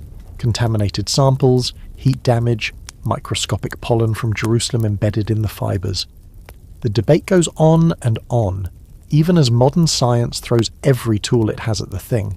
No pigment, no brush strokes, no obvious technique that could explain the image. It's there, but no one knows how. Back in your time, people are less concerned with science and more with meaning. One local woman claims the shroud healed her son's blindness. Another says she dreamed of the man on the cloth, who told her secrets about her ancestors no one else could have known. A soldier sees the image and throws down his sword, swearing to join a monastery. You watch all this, trying to understand what you're looking at. And then, one evening, you return to the chapel alone. The priest isn't there, the torches are low, and something about the silence feels thick. You sit near the cloth. Just sit. Let the strangeness of it settle around you. After a while, you close your eyes. You're not sleeping, not praying exactly, but your breath slows. Your heart eases. Then something shifts. You feel it before you hear it. A quiet breath, not yours. A weight in the air. The smell of dust and frankincense and something older. You open your eyes, and the image seems sharper, clearer. The eyes on the cloth are closed, yes, but for a split second you're not entirely sure that's true, and you think, what if this isn't just a record? What if it's a window? There's a theory, one that most priests would swat from your hands like a lit match, that the shroud wasn't made by light or pigment but by energy. A burst, something beyond science. Some say resurrection. Others say it was a moment of divine trauma, the spiritual equivalent of a cosmic scream, burned into the cloth like lightning on sand. Then there's the stranger theory, that the image is the result of contact, that something touched this cloth, not from heaven or earth, but elsewhere, and left behind an imprint of something we weren't supposed to see, you leave the chapel that night feeling like you're being watched, but not in a sinister way, more like being studied, measured. The next morning the shroud is gone, vanished. The priest says nothing, just shakes his head and closes the chapel. Rumours spread that it's been stolen. Others say it was taken back. Centuries later it reappears in Turin. But by then, no one knows how it got there, or where it was in between. You still remember the eyes, or the idea of eyes, watching, waiting, not open, but not closed either. You wake to whispers and the smell of burned herbs, sulphur, crushed rosemary, and something darker that curls in your nose like rot dressed in perfume. It's sometime in the 17th century, in France again, but you can't place the year exactly because this particular story doesn't like time. It slips, hides, and moves like smoke. All you know is you're in the home of a noblewoman with too many rings on her fingers and not enough light in her eyes. Her name is Catherine, and she's one of the most feared and most sought-after women in Paris, because they say she knows how to speak to the devil. Tonight you're a guest, a very nervous one. You've been invited to witness something called a Black Mass. You pretend not to believe in it, laugh it off even. But when you stepped inside the house and saw that the windows were shuttered tight, despite the sweltering heat, and that the servants wouldn't meet your eyes, your skepticism started to shrink. Catherine greets you in a voice that sounds like silk draped over a knife. She's elegant, older than she looks. Her gown is dark, embroidered with tiny silver symbols that flicker when she moves, as if stitched from starlight. She takes your hand, smiles, and leads you down a narrow hall you swear wasn't there when you entered. The room you enter is low-ceilinged and candle-lit. The walls are draped in black. There's no cross, no holy water. But in the centre of the room lies a makeshift altar, a slab of cold stone resting on a living woman, naked, silent, eyes shut tight. She doesn't move, doesn't flinch, not even when Catherine places a chalice on her stomach. Around you, a few others begin to chant. Quiet at first, words you don't recognise. Latin, maybe, or something older. One man is weeping, another laughs too loudly. The air grows heavy, the shadows thicken. Catherine raises her hands and begins to speak, not to you, but to something else. And that's when you feel it. Not a breeze, not a noise, just presence. Like a crowd of unseen things have stepped into the room and are now watching, breathing too close to your ear, smiling with teeth that shouldn't fit inside mouths. The ritual begins. There is blood, collected from a chalice passed earlier, claimed to be that of a lamb, but it smells metallic and hot. There is incense, sharp and choking.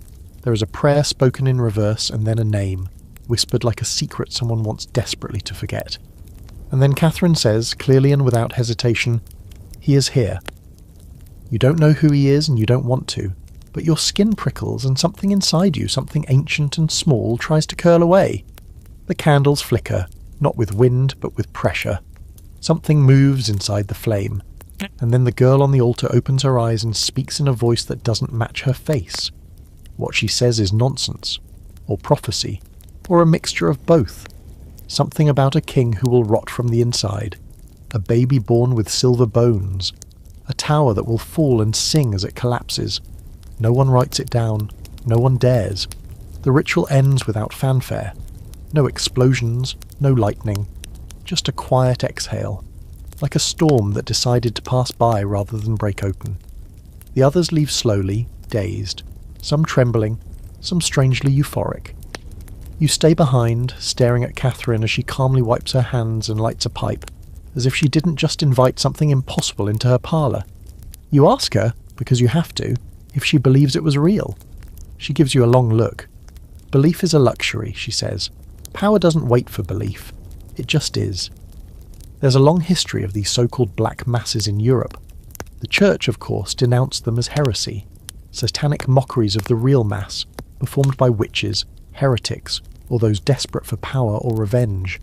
Some were clearly fabrications, invented to destroy enemies or justify inquisitions, but others have documentation that's harder to dismiss. In the 1600s, there was the affair of the poisons in Paris, a scandal that pulled in nobles, priests and royal mistresses, all accused of performing dark rites to win favour, poison rivals, or summon infernal forces. Catherine Monvoisin, La Voisin, was the central figure, said to host black masses where infants were sacrificed and demons invoked. She was eventually executed, but her records vanished under mysterious circumstances. And there's always the debate. Were these rituals actual magic? Psychological manipulation? Elaborate theatre designed to terrify, seduce or unhinge? Or were they a secret language, one spoken not to people, but to the spaces between things? One fringe theory suggests these rites weren't satanic at all, but remnants of a much older practice, older than Christianity, older than Rome. A forgotten way of communicating with entities we now call demons only because we lack a better term, beings that exist outside of time, or beneath it. Back in Catherine's salon, she gives you a parting gift, a coin with no face, smooth on both sides. For passage, she says, or payment, depends on how the night goes. You walk home in silence. That night you wake at exactly 3:03 a.m. Your room is freezing, and in the corner where the moonlight doesn't quite reach, something clicks its teeth once, softly. When you light the candle, there's nothing there, only the coin. You're digging in the garden behind your small cottage in Yorkshire, somewhere in the late 1500s, hoping the rocky patch of soil might finally agree to grow carrots, instead of the sad, stringy ghosts it's been producing for the last 3 seasons. The sun's out. The wind smells like ash and damp wool.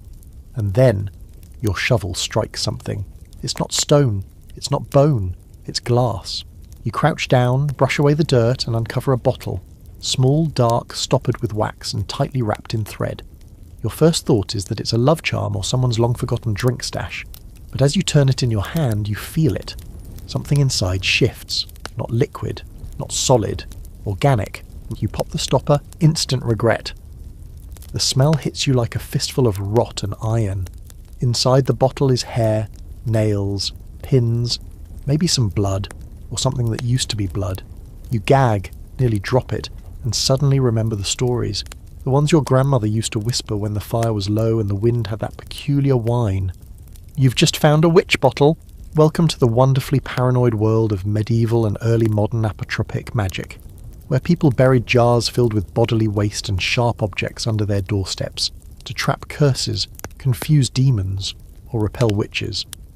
Because when you live in a world where illness, crop failure, and sudden death have no clear explanation, you start getting creative and desperate. These bottles were protection, wards, booby traps for the supernatural. The idea was that any malice sent your way, via spell, curse, or evil glance, would be lured into the bottle and stabbed, twisted, drowned, or tangled by whatever mess you'd shoved inside. Hair and fingernails acted as bait, yours, ideally, while needles, thorns, and broken glass did the damage. Sometimes they'd include urine, which was believed to carry the essence of the victim, which means yes, people were peeing into jars for the sake of spiritual self-defense. That's how real the fear was. You didn't want to end up with a wasting sickness, or hear your name called in the wind at night, or see your milk curdle 3 mornings in a row and not do something about it. You bury that bottle again, deeper this time. You're not stupid. And later, at the local alehouse, you bring it up in a casual roundabout way. Immediately, 3 people start crossing themselves. One man tells you to dig it up again, boil it in holy water, then bury it under a yew tree. Another insists you mustn't move it at all. Once disturbed, he says with wild eyes, it knows your name. You don't sleep well that night. The next day your neighbour's dog won't come near your house. A pigeon flies into your window, dead on impact, and when you check the shovel, you notice a thin trail of red ants crawling out of the cracks in the handle. None of this means anything, right? Ants are just ants. Pigeons are dumb. Dogs are twitchy. Except your grandmother once said animals know before people do. And then come the dreams. You're standing in your garden. It's night, but the sky is too bright. There's something under the soil, moving. You hear whispering. Not in a language you know, but you understand it anyway. Something about unbinding and returning. You wake with dirt under your nails. The next morning the bottle's on your doorstep, not broken, not cracked, just waiting. There's a long history of these kinds of protective magic rituals across Europe. Witch bottles were found in chimneys, beneath hearthstones, in the walls of houses, and even buried in churchyards. One was discovered inside a pub wall, wrapped in a sheet of parchment covered in glyphs no one's ever translated. Another was found beneath a castle in Germany, still warm to the touch when unearthed. Some included toad bones, others Teeth. One even had a small note inside, just a single word. Remember. Scholars argue about their origins. Some say it's folk magic that predates Christianity, a leftover from the old pagan practices that never really left. Others claim it was half medicine, half superstition, a placebo in a jar for a world with no antibiotics and too many demons. The church mostly looked the other way, unless someone got too creative. But here's the wild part. These bottles still turn up. Modern archaeologists have found dozens of them across England, usually sealed tight and hidden where no one was supposed to find them, and every time one's opened, something strange happens. Cameras short out, lights flicker. A researcher dreams of a woman's face for weeks afterward. Never the same face, never one they recognise. And if you ask the really fringe theorists, they'll tell you the bottles weren't just traps, they were links, not just to whoever made them, but to something else, something on the other side, something that listens when you whisper into the dirt. That night you take the bottle into the woods. You don't know what you're planning to do with it, burn it, smash it, bury it under a boulder, but your legs move anyway, as if they know the path, as if the bottle is guiding you. You reach a clearing, one you don't remember being there before. It smells like lavender and wet stone. And there's a hole, just wide enough you drop the bottle in. The ground hums, a low pulsing beat that you feel in your teeth, then nothing. Silence. You walk home, and in the morning your carrots are sprouting, big, healthy, almost too vibrant, but you don't touch them. Not yet. You're not supposed to be here. That's the first thing you feel as you step into the Lateran Basilica in Rome, early one spring morning in the year 897. There's something wrong in the air. Not just musty church air, but a deeper kind of rot, like incense trying and failing to cover up something foul. You've been told a trial is being held today, a special one, a rare one, but no one tells you what makes it rare until you see it with your own eyes. There's a corpse in the defendant's chair. You stop cold. Everyone else is seated already. Bishops in stiff robes, clerics murmuring prayers, and a few nobles with the smug expressions of people who know what's about to happen. But your gaze is locked on the centre of the hall, where a dead man sits propped up on a throne, dressed in full papal vestments. His face is sunken, skin like waxed parchment, and his fingers curl into claws under his golden gloves. This is Pope Formosus. He's been dead for 7 months, and today he's on trial. It's called the Cadaver Synod, though no one will call it that until much later, once the shame has cooled and the history books have had a chance to process the absurdity. But right now, in this echoing basilica under the flickering torchlight, it's all deadly serious. Pope Stephen VI, the current holder of the throne of St. Peter, presides over the court. He's not hiding his fury. His voice shakes with righteous rage as he lists the charges.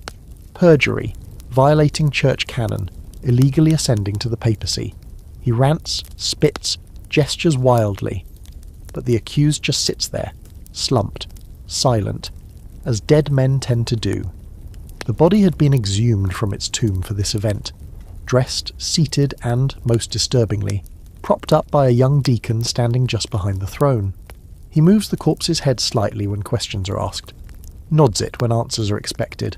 It's grotesque, it's surreal, and it's real. You feel your stomach turn. This isn't just theatre, this is rage weaponized. Political revenge turned into ritual. Stephen hated Formosus, or rather, he hated the alliances Formosus had made, the kings he supported, the bishops he promoted, the enemies he didn't keep close enough. And now, with his rival safely in the ground, Stephen is dragging him back into the spotlight for one final humiliation. The trial lasts hours. Formosus is represented by the deacon who holds him upright, occasionally offering ghostly rebuttals on behalf of the corpse. But the outcome is never in doubt. He's found guilty, a dead pope, condemned for crimes he can't answer. Then comes the sentence. The sacred vestments are ripped from the body. The 3 fingers Formosus once used to bless the faithful are cut off. His corpse is stripped, dragged through the basilica, and dumped into a shallow grave. But even that isn't enough. A few days later, the body is exhumed again and thrown into the Tiber River like garbage. This is real, documented, eyewitnessed, and yet it feels like something out of a fever dream. And the aftermath? Oh, it's a mess. The people of Rome are horrified. Word spreads. Riots erupt. Stephen's enemies, quiet until now, smell blood. Within months, Stephen is arrested, imprisoned, strangled in his cell. His papacy ends in the same grotesque way it ruled, tangled in rot. Meanwhile, a new pope takes power and declares the cadaver synod invalid. Formosus is fished out of the Tiber, given a fresh burial, and restored to papal dignity. But that doesn't settle anything. Within a few years, another pope annuls that decision and recondemns Formosus. Then another flips the ruling again. His legacy is like a cursed relic no one wants to touch, but no one dares ignore. And you? You're left standing in the back of that basilica, watching this absurd pantomime of justice unfold, and wondering what happens when the dead refuse to stay silent. Because here's where it gets strange. Even for the medieval church, there are later accounts, unofficial ones, that suggest the trial did have consequences beyond the political.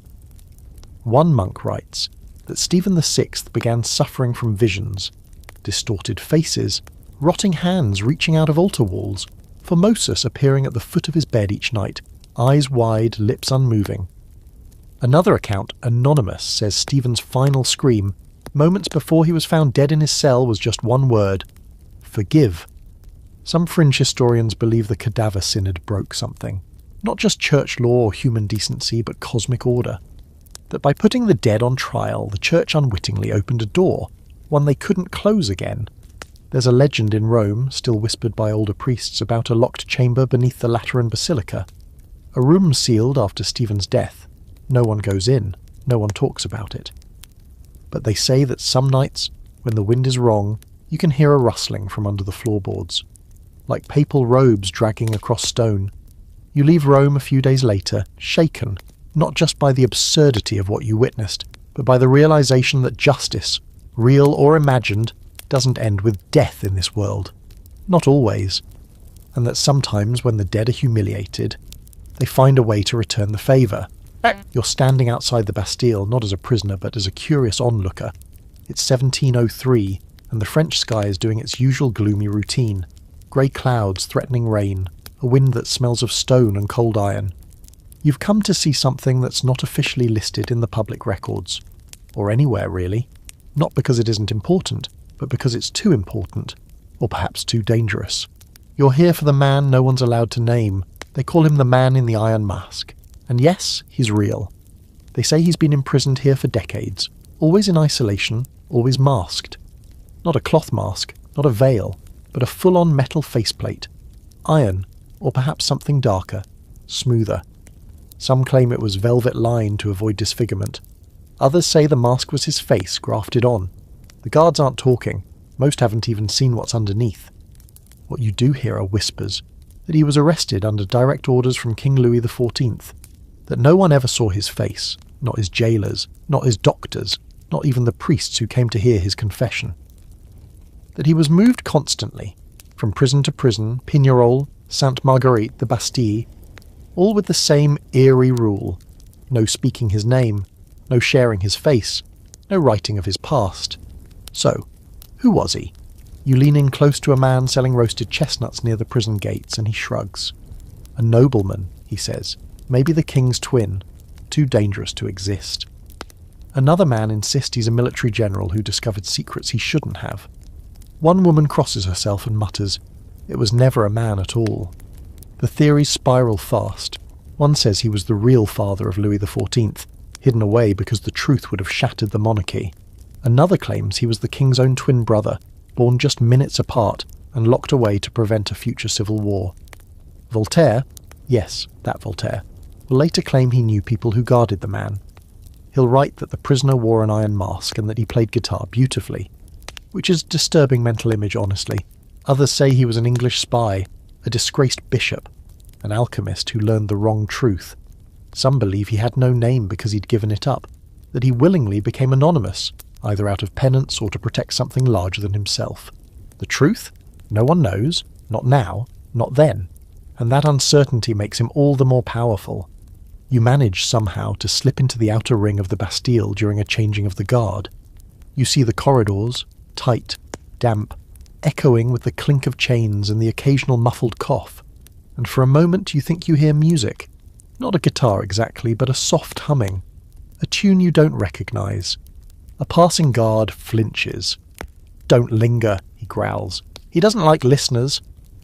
You're led past one particular cell, heavily reinforced with a single high window no bigger than a bread loaf. The door is thick wood, riveted with iron. No one guards it directly, and that somehow feels worse, like the space itself is enough of a warning. You pause, trying to hear something, anything. There's silence, then 3 knocks from the other side, measured calm. Your guide pushes you along quickly. Later you'll hear more rumours. That a guard once peeked under the mask during a late-night illness and was executed the next morning. That the man was seen writing once on the walls in blood. That a priest who spent an hour in the cell came out weeping and refused to speak for the rest of his life. Some accounts claim the prisoner was courteous, polite, quiet, always quiet. And that was what unnerved everyone the most. He never raged, never begged, never resisted, just waited. When he dies in 1703, he's buried under the name Marchioli, a placeholder, not his name, not anyone's name. The cell is cleaned out, his possessions destroyed, the mask vanishes, or is hidden. And that should have been the end. But it isn't. Because stories like this don't die. They ferment. They turn into something more than historical oddities. They become folklore, mystery, warning, and then you find yourself years later walking past a crumbling abbey in southern France, and a monk stops you, asks if you've ever heard of a man who wore his silence like a crown. He says the masked prisoner didn't die, that what they buried was a decoy, a distraction. The real prisoner escaped, or was released, or disappeared in ways no body can. Some say he still walks the earth centuries later, ageless, mute, watching, masked still, but now it's a different kind, a mask of anonymity, of hiding in plain sight. A man erased so thoroughly that he could be anyone, or no one. One fringe text, written in shaky Latin and stored in a crypt beneath a chapel in Avignon, claims the mask wasn't iron at all, but a relic, something ancient, something that suppressed identity, like a seal over the soul, that the man wasn't hiding from the world, he was being contained, that the mask kept something in. You try not to think about that version. Instead, you remember the cell, the 3 slow knocks, the humming that didn't come from anywhere exactly, and you wonder, what kind of secret requires silence this long? And what kind of man agrees to wear it? There's something not right about this forest. You feel it the moment you step off the path, just a half step really, to tie your boot or avoid a puddle, and the air changes, not in temperature, but in tone, like the light forgets how to behave, like the silence has teeth. Welcome to Kaliningrad, on the edge of the Curonian Spit.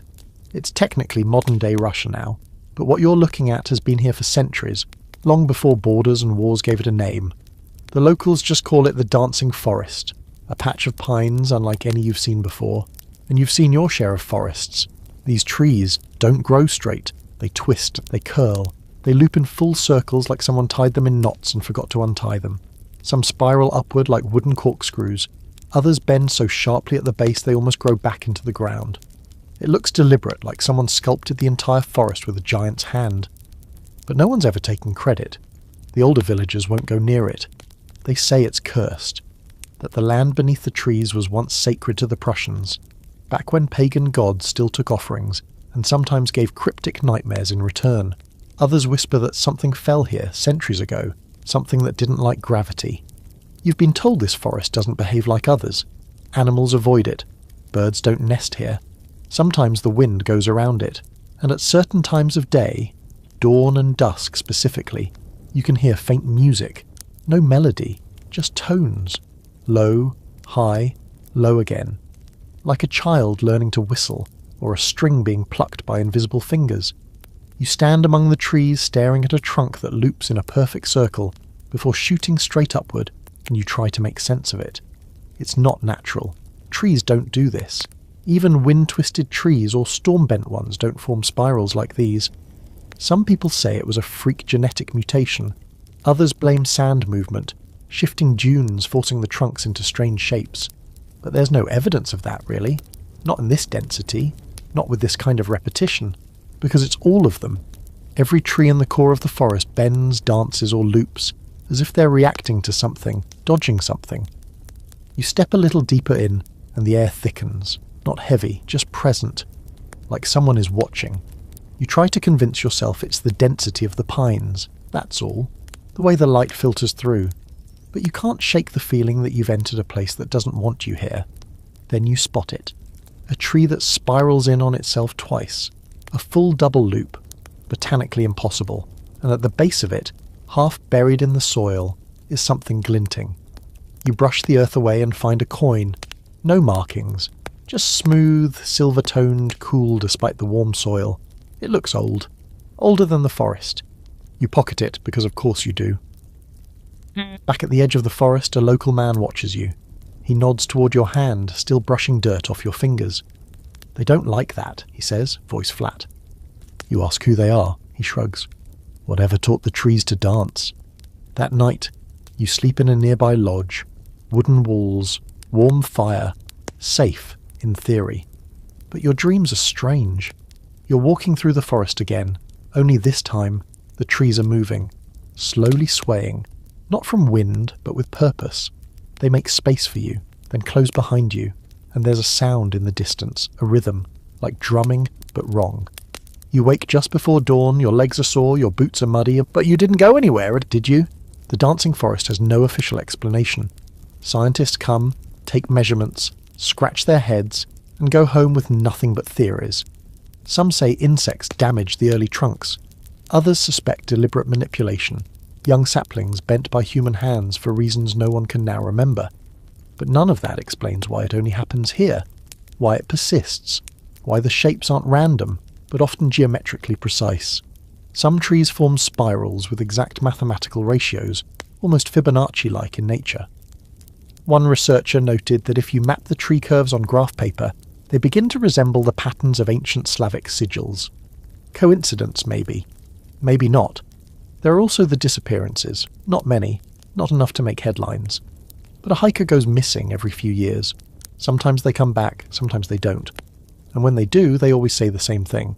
"I only turned around for a moment." You decide to return to the forest before leaving, just to look again. The trees are still there. Still bent, still quiet. But the light today is different. Colder. And when you walk among them, they don't seem to make space for you this time. One branch brushes your cheek. You flinch, laugh nervously. Then you reach the centre again, the double spiral tree. You dig where you found the coin, but there's no hole, no disturbance, like the forest sealed it back up. On impulse, you toss the coin at the tree's base. It lands softly, bounces once, and the forest hums. You run. No footsteps chase you, no branches grab. But something follows, not close, not loud, just steady. When you break the tree line, the wind returns. The birds sing. A deer grazes nearby, completely undisturbed. The spell, if that's what it was, is broken. But in your bag, where the coin shouldn't be anymore, you hear it. A quiet clink. And that night, your boots are muddy again.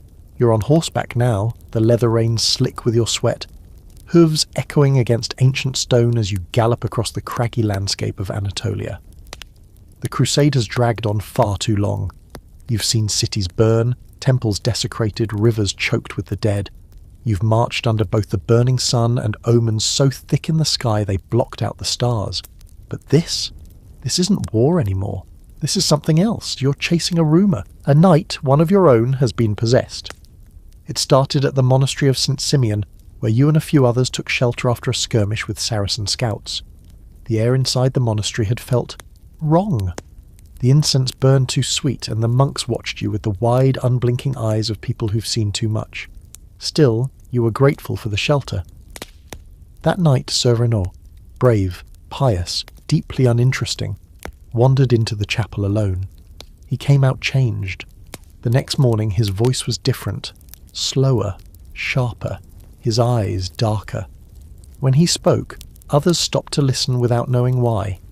He started speaking in Greek and Aramaic, languages he had no knowledge of, then Hebrew, then something no one recognized at all. The first sign was the animals. Horses refused to go near him. Dogs snarled. Even the monastery's cat disappeared. The second was the fire. A torch flared when he passed, the flame hissing sideways like it wanted to flee. You tried to forget the third sign. You saw it yourself, late one night when he removed his helmet. For a second, you saw something under the skin, moving, like fingers pressing from the inside of his face, then retreating. He smiled at you and said, "They're watching through me now." You didn't sleep after that. Now Sir Renaud is gone, vanished from camp 2 nights ago after killing the priest during midnight prayers. No sound, no warning, just a bloody altar, a shattered crucifix and a door left swinging in the wind. You and a few others set out after him, which brings you here, to the ruins of an old Zoroastrian temple, crumbling beneath a cliffside, half swallowed by vines and silence. This is where the trail ends. His horse was found tied outside, still breathing, but with eyes rolled back as if it had seen something it couldn't explain. You light a torch and step inside. Immediately the air goes wrong. It's not the temperature, it's the texture. Thick, wet, as if the very stones are exhaling. The walls are carved with symbols that don't belong to any religion you know. Circles, yes, stars, but also spirals that tighten the longer you look at them. One has a centre that seems to move, even when you close your eyes. Then you hear it. Not footsteps, not breathing, scraping, metal on stone. You follow the sound to the temple's main chamber, and there he is, kneeling, facing a wall. Sir Renaud! He's taken off his armour. His skin is covered in black marks. Burns, maybe, or writing. He's whispering. You move closer and realise the language has no rhythm. It sounds like a river if rivers could speak. It makes your ears feel like they're about to bleed. You call his name, he stops, turns, and smiles. But it's not his smile. "Too late," he says. "They've nested." You raise your sword, but he doesn't flinch. Instead, he tilts his head and utters one final phrase in that impossible tongue, and collapses. Dead. Just like that. His eyes still open, his body twitching once, twice, then still. You burn the temple, every stone, every scrap, but something tells you it won't be enough. Because possession wasn't always about demons, not in the medieval mind. Sometimes it was spirits, curses, madness given shape. The church blamed the devil, sure, but older cultures had other names. Dybbuk's, Jinn, Shedim. Even the Greeks wrote about spirits that walked beside people, whispering thoughts not their own. And sometimes the possessed didn't foam at the mouth or levitate. Sometimes they just changed. The scholar Michael Sellos wrote in the 11th century about a soldier who returned from the East with new powers, healing the sick, predicting storms, quoting scripture backward. He was honoured, then feared, then burned, and even as the flames reached his lungs, he smiled. Fringe historians have their own ideas. They talk about mind parasites, entities that latch onto the consciousness, steering behaviour, not always malicious, sometimes curious, sometimes exploratory. And in moments of trauma, war, grief, famine, those entities find open doors. You return to your camp in silence. No one asked what happened. They see it in your eyes, the way you look at shadows now, the way your torch flickers even when there's no wind. That night you dream of the temple, of the wall Renaud faced. But in the dream, it isn't stone, it's skin. You wake with a phrase in your mouth. Not a real one, not Latin, not anything, just sounds. But it feels like a name. And in the morning, one of your men asks if you're feeling all right. You smile and you lie. You've had fevers before, those long awful nights where your brain boils in your skull and reality unzips around the edges. But this is different. This is medieval medicine, and you're lying on a bed of straw that smells suspiciously like last year's goat, wrapped in a wool blanket that probably hasn't seen soap since the Crusades. Your lips are dry, your skin is ice, but someone insists you're too hot. They call the barber surgeon, which by the way is exactly what it sounds like. A man who cuts hair and limbs with equal enthusiasm and roughly the same level of training. He arrives grinning, carrying a rusty tray of tools that clink like cowbells and jangle with malice. You ask if he's a doctor. He shrugs and says, "Close enough," then cracks his knuckles over your face and announces that he's going to balance your humours. You wish he meant telling jokes. Instead, he means leeches. He pulls out a jar of the things, black, squirming, glistening like something between slugs and curses, and starts applying them to your neck, your arms, your legs. "They know where the bad blood is," he mutters. You close your eyes, trying not to scream as they latch on, and wonder how this became standard care. But here's the kicker. This is medicine. In medieval Europe, the idea of health is based on balancing 4 bodily fluids: blood, phlegm, black bile, and yellow bile. Illness. That's just nature's way of telling you your juices are out of whack. So treatments range from bloodletting to vomiting to purging, basically emptying you out from all ends and hoping something positive happens in the chaos. You get better, or maybe you just stop complaining. Either way, you're walking again in a week, and then your friend comes down with the same symptoms. Only this time, the treatment's different. He's taken to the apothecary's house, a low stone building that smells like burnt cloves and despair. The apothecary is an old woman with soot-blackened fingers and a voice like a creaking door. She doesn't use leeches. She uses powdered mummy. Yes, mummy. She pulls a dusty jar from the shelf labelled Mumia Vera Egyptiaca, true Egyptian mummy. It's exactly what it sounds like. Ground-up bits of embalmed corpses, imported from Cairo and sold as medicine. The logic. Ancient people must have known something we forgot. Plus they were preserved. So clearly ingesting them should help you live longer. Science. She mixes the powder into wine, stirs in a few sprigs of something that looks suspiciously like weeds pulled from between the cobblestones, and pours it down your friend's throat. He gags, weeps, but drinks it all. He recovers too. You both sit outside a few days later, half laughing, half horrified by what your bodies have just survived. And then the merchant walks by, selling powdered unicorn horn. You try not to react. Unicorn horn, also known as alicorn, was believed to neutralize poisons, cure epilepsy, purify water, and probably help with your taxes if you paid enough. Nobles paid fortunes for it. Of course, it wasn't actually unicorn horn. It was narwhal tusk sold by clever Scandinavian traders who knew exactly how much people would pay to believe in magic.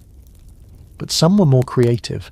One particularly wealthy woman in Prague insisted on sleeping with a slice of narwhal tusk under her pillow to prevent nightmares. Another drank it in tea to cure melancholy. And if you couldn't afford the horn, no worries. There was always bezoar stone, calcium lumps from the stomachs of goats, believed to detoxify poisons and prevent death. Again, not joking. You once saw a man swallow one whole, then challenge a street magician to poison his wine. The magician refused. Smart man. And if none of that worked, you could always try trepanation. That's the one where they drill a hole in your skull to let the demons out. To be fair, sometimes it worked. Not the demon part, but the pressure relief. Head injuries, seizures, mental illness, all were candidates for a good old cranial ventilation. You'd be strapped down, offered a stiff drink if you were lucky, and then someone with the hands of a butcher and the patience of a sculptor would cut a circle of your skull clean off. You saw one once. The man survived. He said afterward the voices were gone, but he also forgot how to count. And yet, despite all this, you start to realise something strange. People did recover. Not always, not often, but sometimes. And in an age with no antibiotics, no germ theory, no clean water, it's a miracle anyone lived past 30. Maybe it was luck, maybe it was herbs, maybe it was faith, or maybe, just maybe, it was a kind of wisdom we've lost in our rush to know everything. The use of plants like yarrow, willow bark, garlic, they had value. Some modern drugs trace back to those ingredients. And yes, the leeches made a comeback too. Turns out they're pretty good at restoring blood flow in reattachment surgeries. Go figure. You leave town with a pouch full of dried toad's breath, don't ask. A small jar of thick green salve that smells like sage and regret, and an uneasy respect for the people who stitched health from chaos. And that night, when your fever returns, you don't call for the barber. You reach for the salve, just in case. You're standing at the edge of a ballroom and it's the 18th century now, or at least that's what the wallpaper thinks. Velvet drapes, gilded mirrors, candles flickering in crystal chandeliers. Everyone here is far too rich, far too powdered, and far too obsessed with one man, the Comte de Saint-Germain. You've heard his name whispered in courts from Versailles to Vienna. You've seen his gloved hands leave a trail of fascination wherever they go. People speak of him with awe and confusion, like trying to describe a dream you half remember but can't forget. He's standing at the centre of it all now, tall, dark-haired, eyes far too sharp for someone allegedly over 100 years old. Not that he looks it. No, the Comte looks ageless. Not young exactly, not old either, just untouched, like time forgot to include him in its plans. He doesn't eat, doesn't drink, never removes his gloves, claims to be a musician, an alchemist, a painter, a philosopher, and somehow every conversation you overhear seems to confirm that he is all of those things. You hear him speak 10 languages flawlessly. You see him identify the precise origin of a diamond by scent alone. He tells a Prussian noblewoman a story about her grandmother's wedding, the colour of the ribbon she wore, the song that played when the cake was served, and gets every detail right. She faints. The gossip follows him like perfume. Some say he's the bastard son of a Transylvanian prince. Others say he's a magician who discovered the secret to immortality. One particularly drunk Austrian baron swears he once saw the Comte in the court of Charlemagne. When people laugh, he doesn't, and neither does Saint-Germain. Because here's the thing, no one can prove when he was born, or where. His documents are vague, if they exist at all. His name changes slightly in every country. He appears, dazzles, vanishes, reappears a decade later, looking exactly the same, never aging, never retreating. Some try to explain it. Maybe he had a twin, maybe he simply aged well, had access to rare herbs, avoided the sun, drank spring water infused with gold dust. You'd laugh too, if not for the paintings. In a dusty salon in Venice you saw a portrait of the Comte dated 1710. He looks exactly like he does now. Same eyes, same slight smile, same gloved hand resting on a book you can't identify. Even weirder, the pigment used for the painting wasn't available until 1740. So who, or what, is he? Saint-Germain claimed to possess the elixir of life. He wrote letters about it in his odd rambling prose, full of alchemical riddles and half-translated Hebrew. Some say he studied under Hermes Trismegistus. Others say he was Hermes. There are records of him meeting the Rosicrucians, talking in code with Masonic leaders, vanishing into Egyptian temples only to re-emerge in Amsterdam like nothing happened. Voltaire, the famously sceptical French philosopher, once called him a man who knows everything and never dies. You can't tell if he meant it as sarcasm or prophecy. Back in the ballroom, you finally get close enough to speak to him. He turns to you as if he's been waiting. His voice is calm, measured, oddly soothing. He asks your name, and when you tell him, he nods slowly, too slowly, and says, "Yes, I remember. You've never met him before. He speaks of the stars like someone who's lived among them, tells you secrets you haven't told anyone, mentions a scar on your shoulder you've never shown." He smiles gently, as if to say, "I only tell what people already suspect." Then he disappears for 20 years. Again, there are stories that he never died. Some claim he faked his death in 1784 and fled to the east, where he studied secret traditions in Tibet, gathered wisdom from the ancient Mahatmas, and returned to Europe in a different face, with a different name. There's even a theory that he became the mysterious Count of Monte Cristo. Another says he was behind the sudden genius of Mozart. One writer swore the Comte advised Queen Elizabeth I, disguised as a court magician. Others say he's the wandering Jew, or Cain, or an angel who forgot which side he was on. And the wildest theory, he's still alive today, that he appears when the world reaches a turning point, that he walks among us slipping into society with a new name, a new suit, always gloved, always watching, that he never interferes, just guides, suggests, observes. You visit a library in Prague, and in the restricted section you find a letter signed only SG.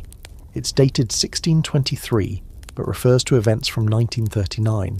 The ink is still wet. Later, a manuscript surfaces in a monastery crypt. It's bound in strange leather, full of symbols that resemble both alchemy and circuitry. A page near the centre features a map of the human nervous system intertwined with an astrological chart. In the margins, a note reads, "Time is a hallway." You just need the right key. You don't know what to believe anymore. All you know is that somewhere at some level of the world's machinery, there is a man, or something that looks like one, walking through history without leaving footprints. And when you sleep, you dream of him. He's never the same age, never the same voice. But the eyes? Always the same. It starts with a book. Not a grand one, not bound in human skin or etched in gold leaf, but an unassuming little volume you find tucked behind a loose brick in the wall of a Cistercian abbey. Dusty leather cover, no title, pages stiff with age.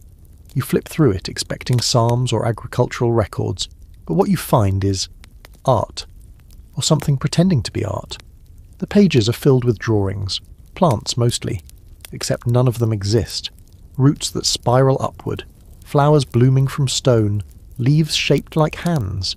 There are diagrams of naked women bathing in interconnected tubes, charts of stars with impossible alignments. Text fills the margins, tight, loopy, utterly unrecognisable, not Latin, not Greek, not anything you've seen.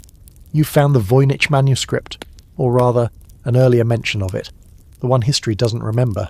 You take it to the monk in charge of the scriptorium. He pales, tells you to put it back where you found it. He won't touch it, won't explain, just says it's not meant to be read. So naturally you take it with you. Over the next few nights the drawings begin to follow you, not literally but in your mind. You see them when you close your eyes. Dream of the plants, moving slightly in an unseen wind. The stars rearrange themselves into patterns that echo the book's diagrams. The women in the tubes begin to hum. You don't know what they're singing, but it sounds like mathematics. You try to translate the text. At first, it looks like gibberish, loops and whirls and alien punctuation. But the structure is too precise, too consistent. You find repeating patterns, word-like units, echoes that mimic grammar. A language, yes, but not a human one. Later you'll hear rumours that this same script has been seen before, on stone walls in remote caves in Iceland, on shards of pottery unearthed in Anatolia. One obscure letter from a 13th century bishop describes a book written by angels who never spoke aloud. You visit a scholar in Bologna who's obsessed with cryptography. He stares at the pages for hours, then tells you this. The text appears to encode itself. The more you try to decode it, the more it reorders. Like it's aware of being read, he whispers, or resists comprehension. You leave his study and never see him again. Some believe the manuscript is a lost alchemical treatise, a record of knowledge too pure, too dangerous, or too alien to be trusted with ordinary minds. Others suggest it's a medieval hoax, someone's elaborate prank to confuse the ages. But no hoaxer has ever matched its linguistic depth. Its vocabulary size is consistent with natural languages. The illustrations suggest layers of meaning, not just chaos. One fringe theory says the Voynich manuscript wasn't written, it was dictated, by someone in a trance, by something from elsewhere, or elsewhen. Your dreams grow more vivid. You walk through greenhouses filled with breathing vines. You hear music that smells like cinnamon. You see yourself in a mirrored pool, but your eyes are shaped differently, wiser, or maybe emptier. You return to the abbey where you found the book. It's gone. The wall is sealed, the room is empty. The monk who warned you is dead, died in his sleep, mouth open in a silent scream, hands curled into claws. A note is found near his bed. 6 lines of symbols. Same script. Over the centuries, the Voynich manuscript will reappear at the court of Rudolph II, in the hands of Athanasius Kircher, in the library of Yale University. No one will decode it. AI will fail. Linguists will scratch their heads. Occultists will claim it holds the key to the hidden geometry of the soul. One man swears he read it, and afterward could no longer see faces without seeing their names burned into the air beside them. Another says the manuscript's true function is not to be read, but to read you. You try to forget it. You move on.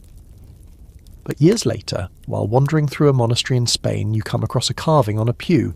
Familiar spirals, a star chart, a woman in a glass tube. You touch the carving. It hums. And that night, when you close your eyes, the plants are there again. Blooming, watching, waiting. The map isn't supposed to exist. It's a single sheet of parchment, brittle with age, ink faded like breath on glass. You find it in a merchant's chest in Constantinople, buried beneath bolts of silk and letters written in a dead dialect of Greek. It's unmarked, unsigned, and unloved, except for the tiny gold symbol inked in the corner, a star with 6 uneven points. You recognise that star. You saw it once before, carved into a doorframe deep in the catacombs beneath Rome. You spread the map out carefully. It's a coastline, sharp, jagged, snowbound. But the more you study it, the more it refuses to behave like ordinary geography. It curves where it shouldn't. Continents stretch in unfamiliar directions. The southern edge, labelled Terra Australis Incognita, a land no one's supposed to have mapped in this century, maybe not even the next. It's 1513. You're holding the Piri Reis map, and it shows Antarctica, without ice. You're not the only one shocked by this. Later, centuries from now, modern cartographers and historians will bicker endlessly over it. Because while Piri Reis, an Ottoman admiral and cartographer, does exist and does compile maps using older sources, the accuracy of this one is disturbing. The coastline of Antarctica, as it would appear without its ice sheet, wasn't officially surveyed until the 20th century using seismic data. Yet here it is, on aged skin, drawn in the 1500s, labelled in Ottoman Turkish, annotated with cryptic references to ancient seafarers. And worse, the annotations claim the source material came from much older maps. Maps from the time of Alexander, one note says. Another reference is a map that came down from before the flood. You stare at it too long, your eyes hurt. The southern lines seem to twitch at the edges, refusing to stay still. You blink, and the ink looks darker. That night you show it to a scholar, an Armenian cartographer with a fondness for Reiki and arguments. He studies it, scoffing at first, but by morning he's shaking.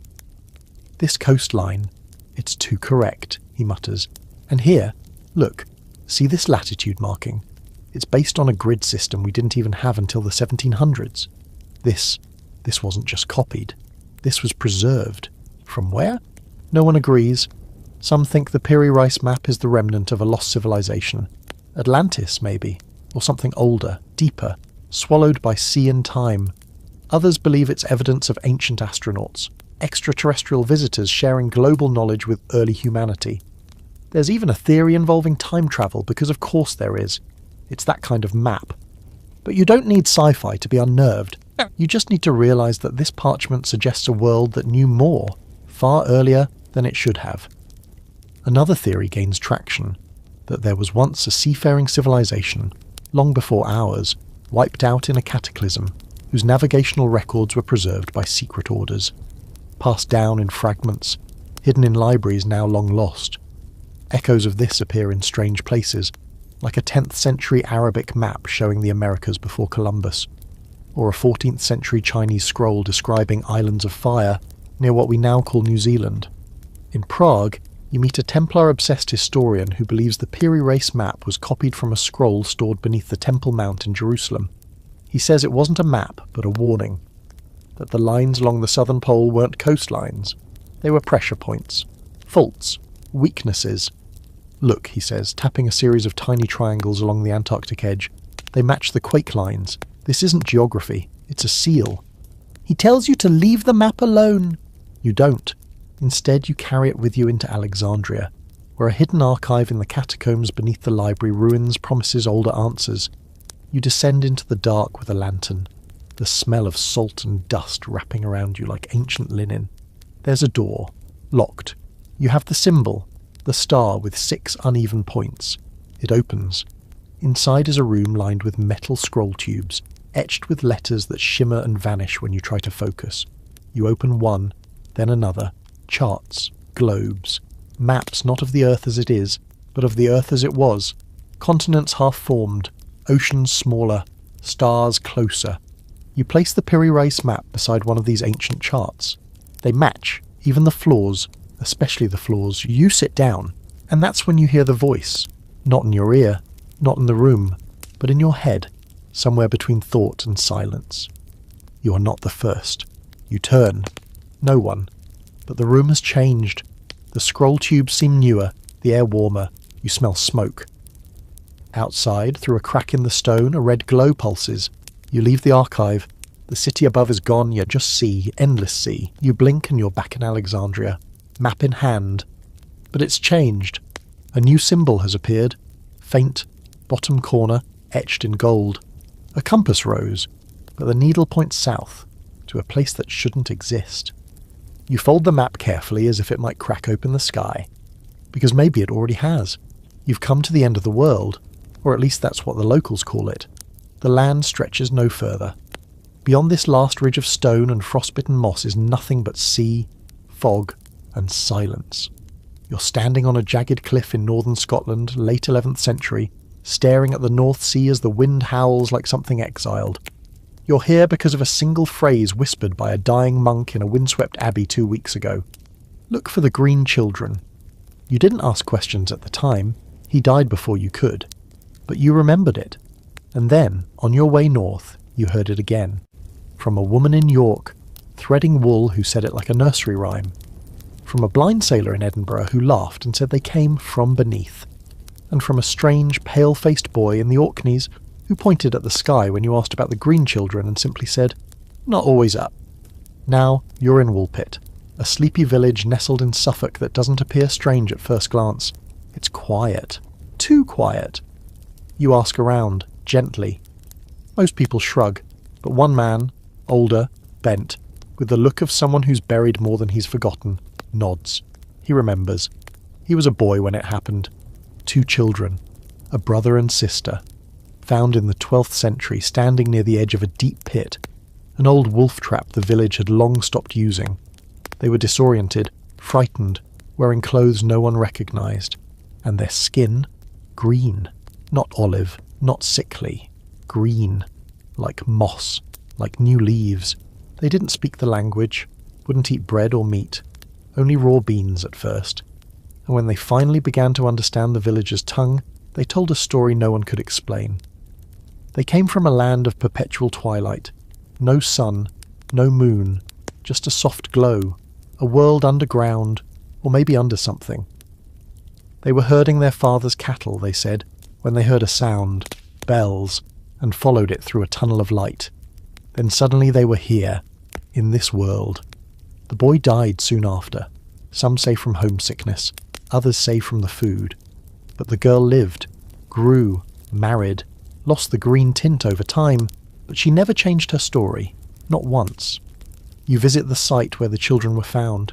The pit is still there, overgrown, quiet, like it's holding its breath. The grass around it doesn't grow like the rest of the field. It's darker, wetter. You step closer. The wind cuts through your coat. The pit feels open, even though it's full of dirt. That night you stay in a small cottage near the edge of the village. You wake around midnight to a sound like distant music. Not a song, just tones, echoes. You walk outside and see a faint green glow in the distance. Faint, but real. Coming from the pit. You don't go closer. You want to, but you don't. In the morning it's gone. Modern scholars have tried to explain the story. Some say the children were Flemish refugees, survivors of war speaking a garbled dialect, that their green colour came from malnutrition, chlorosis, a type of anemia, that their story was metaphor, or misremembered, or exaggerated through centuries of telling. But none of that accounts for the specifics: the unnatural diet, the resistance to sunlight, the lack of shadows, the deep, uncanny certainty in the surviving girl's voice, and the pit. There are older stories too, about strange tunnels beneath the hills of Britain, hollow earth myths, the Celtic belief in the Sidi, fairy folk who dwell in mounds and barrows, appearing in times of disruption or transition. They're not tiny winged sprites, not the Disney kind. They're ancient, strange, dangerous, not quite gods, not quite mortals. Some versions say the green children weren't lost. They were sent. To test something, to learn, or to seed. A fringe theory connects them to the Bell Beaker culture, a Bronze Age group known for their burial practices and peculiar astronomical alignments. Some researchers believe the Beaker graves align with underground passageways, and that the green children were descendants, or creations, of a surviving offshoot that stayed below when the rest of the world moved on.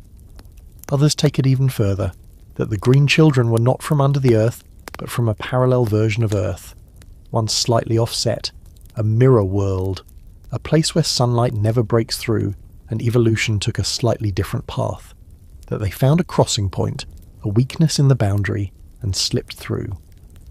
One map from the 14th century, locked in a private collection in Avignon, marks Woolpit with a symbol no one else uses, a spiral overlaid with a dot. It's the same symbol used on the Peary Race map down in Antarctica. You begin to wonder how many of these strange tales are connected. The green children, the Voynich manuscript, the dancing forest, the man in the iron mask, all pieces of something larger. A thread pulling through the medieval world, not in a straight line, but in loops, spirals, intersections. Something is breaking through. Something that's been trying to speak for centuries in fragments and half-truths. You leave Woolpit quietly, but not before walking to the pit one last time. There's a sound, just barely, like breathing, or waiting. So here you are, 30 chapters later, still lying there in the soft glow of your screen or earbuds, maybe wrapped in blankets or cocooned under a ceiling fan humming away like a sleepy time machine.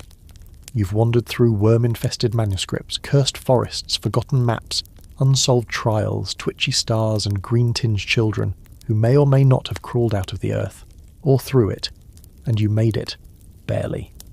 Because let's be real, between the mystery meat cures and rogue alchemists, dancing plague outbreaks, and monks chasing celestial jellyfish through stained glass telescopes, medieval history isn't just weird, it's comically unhinged.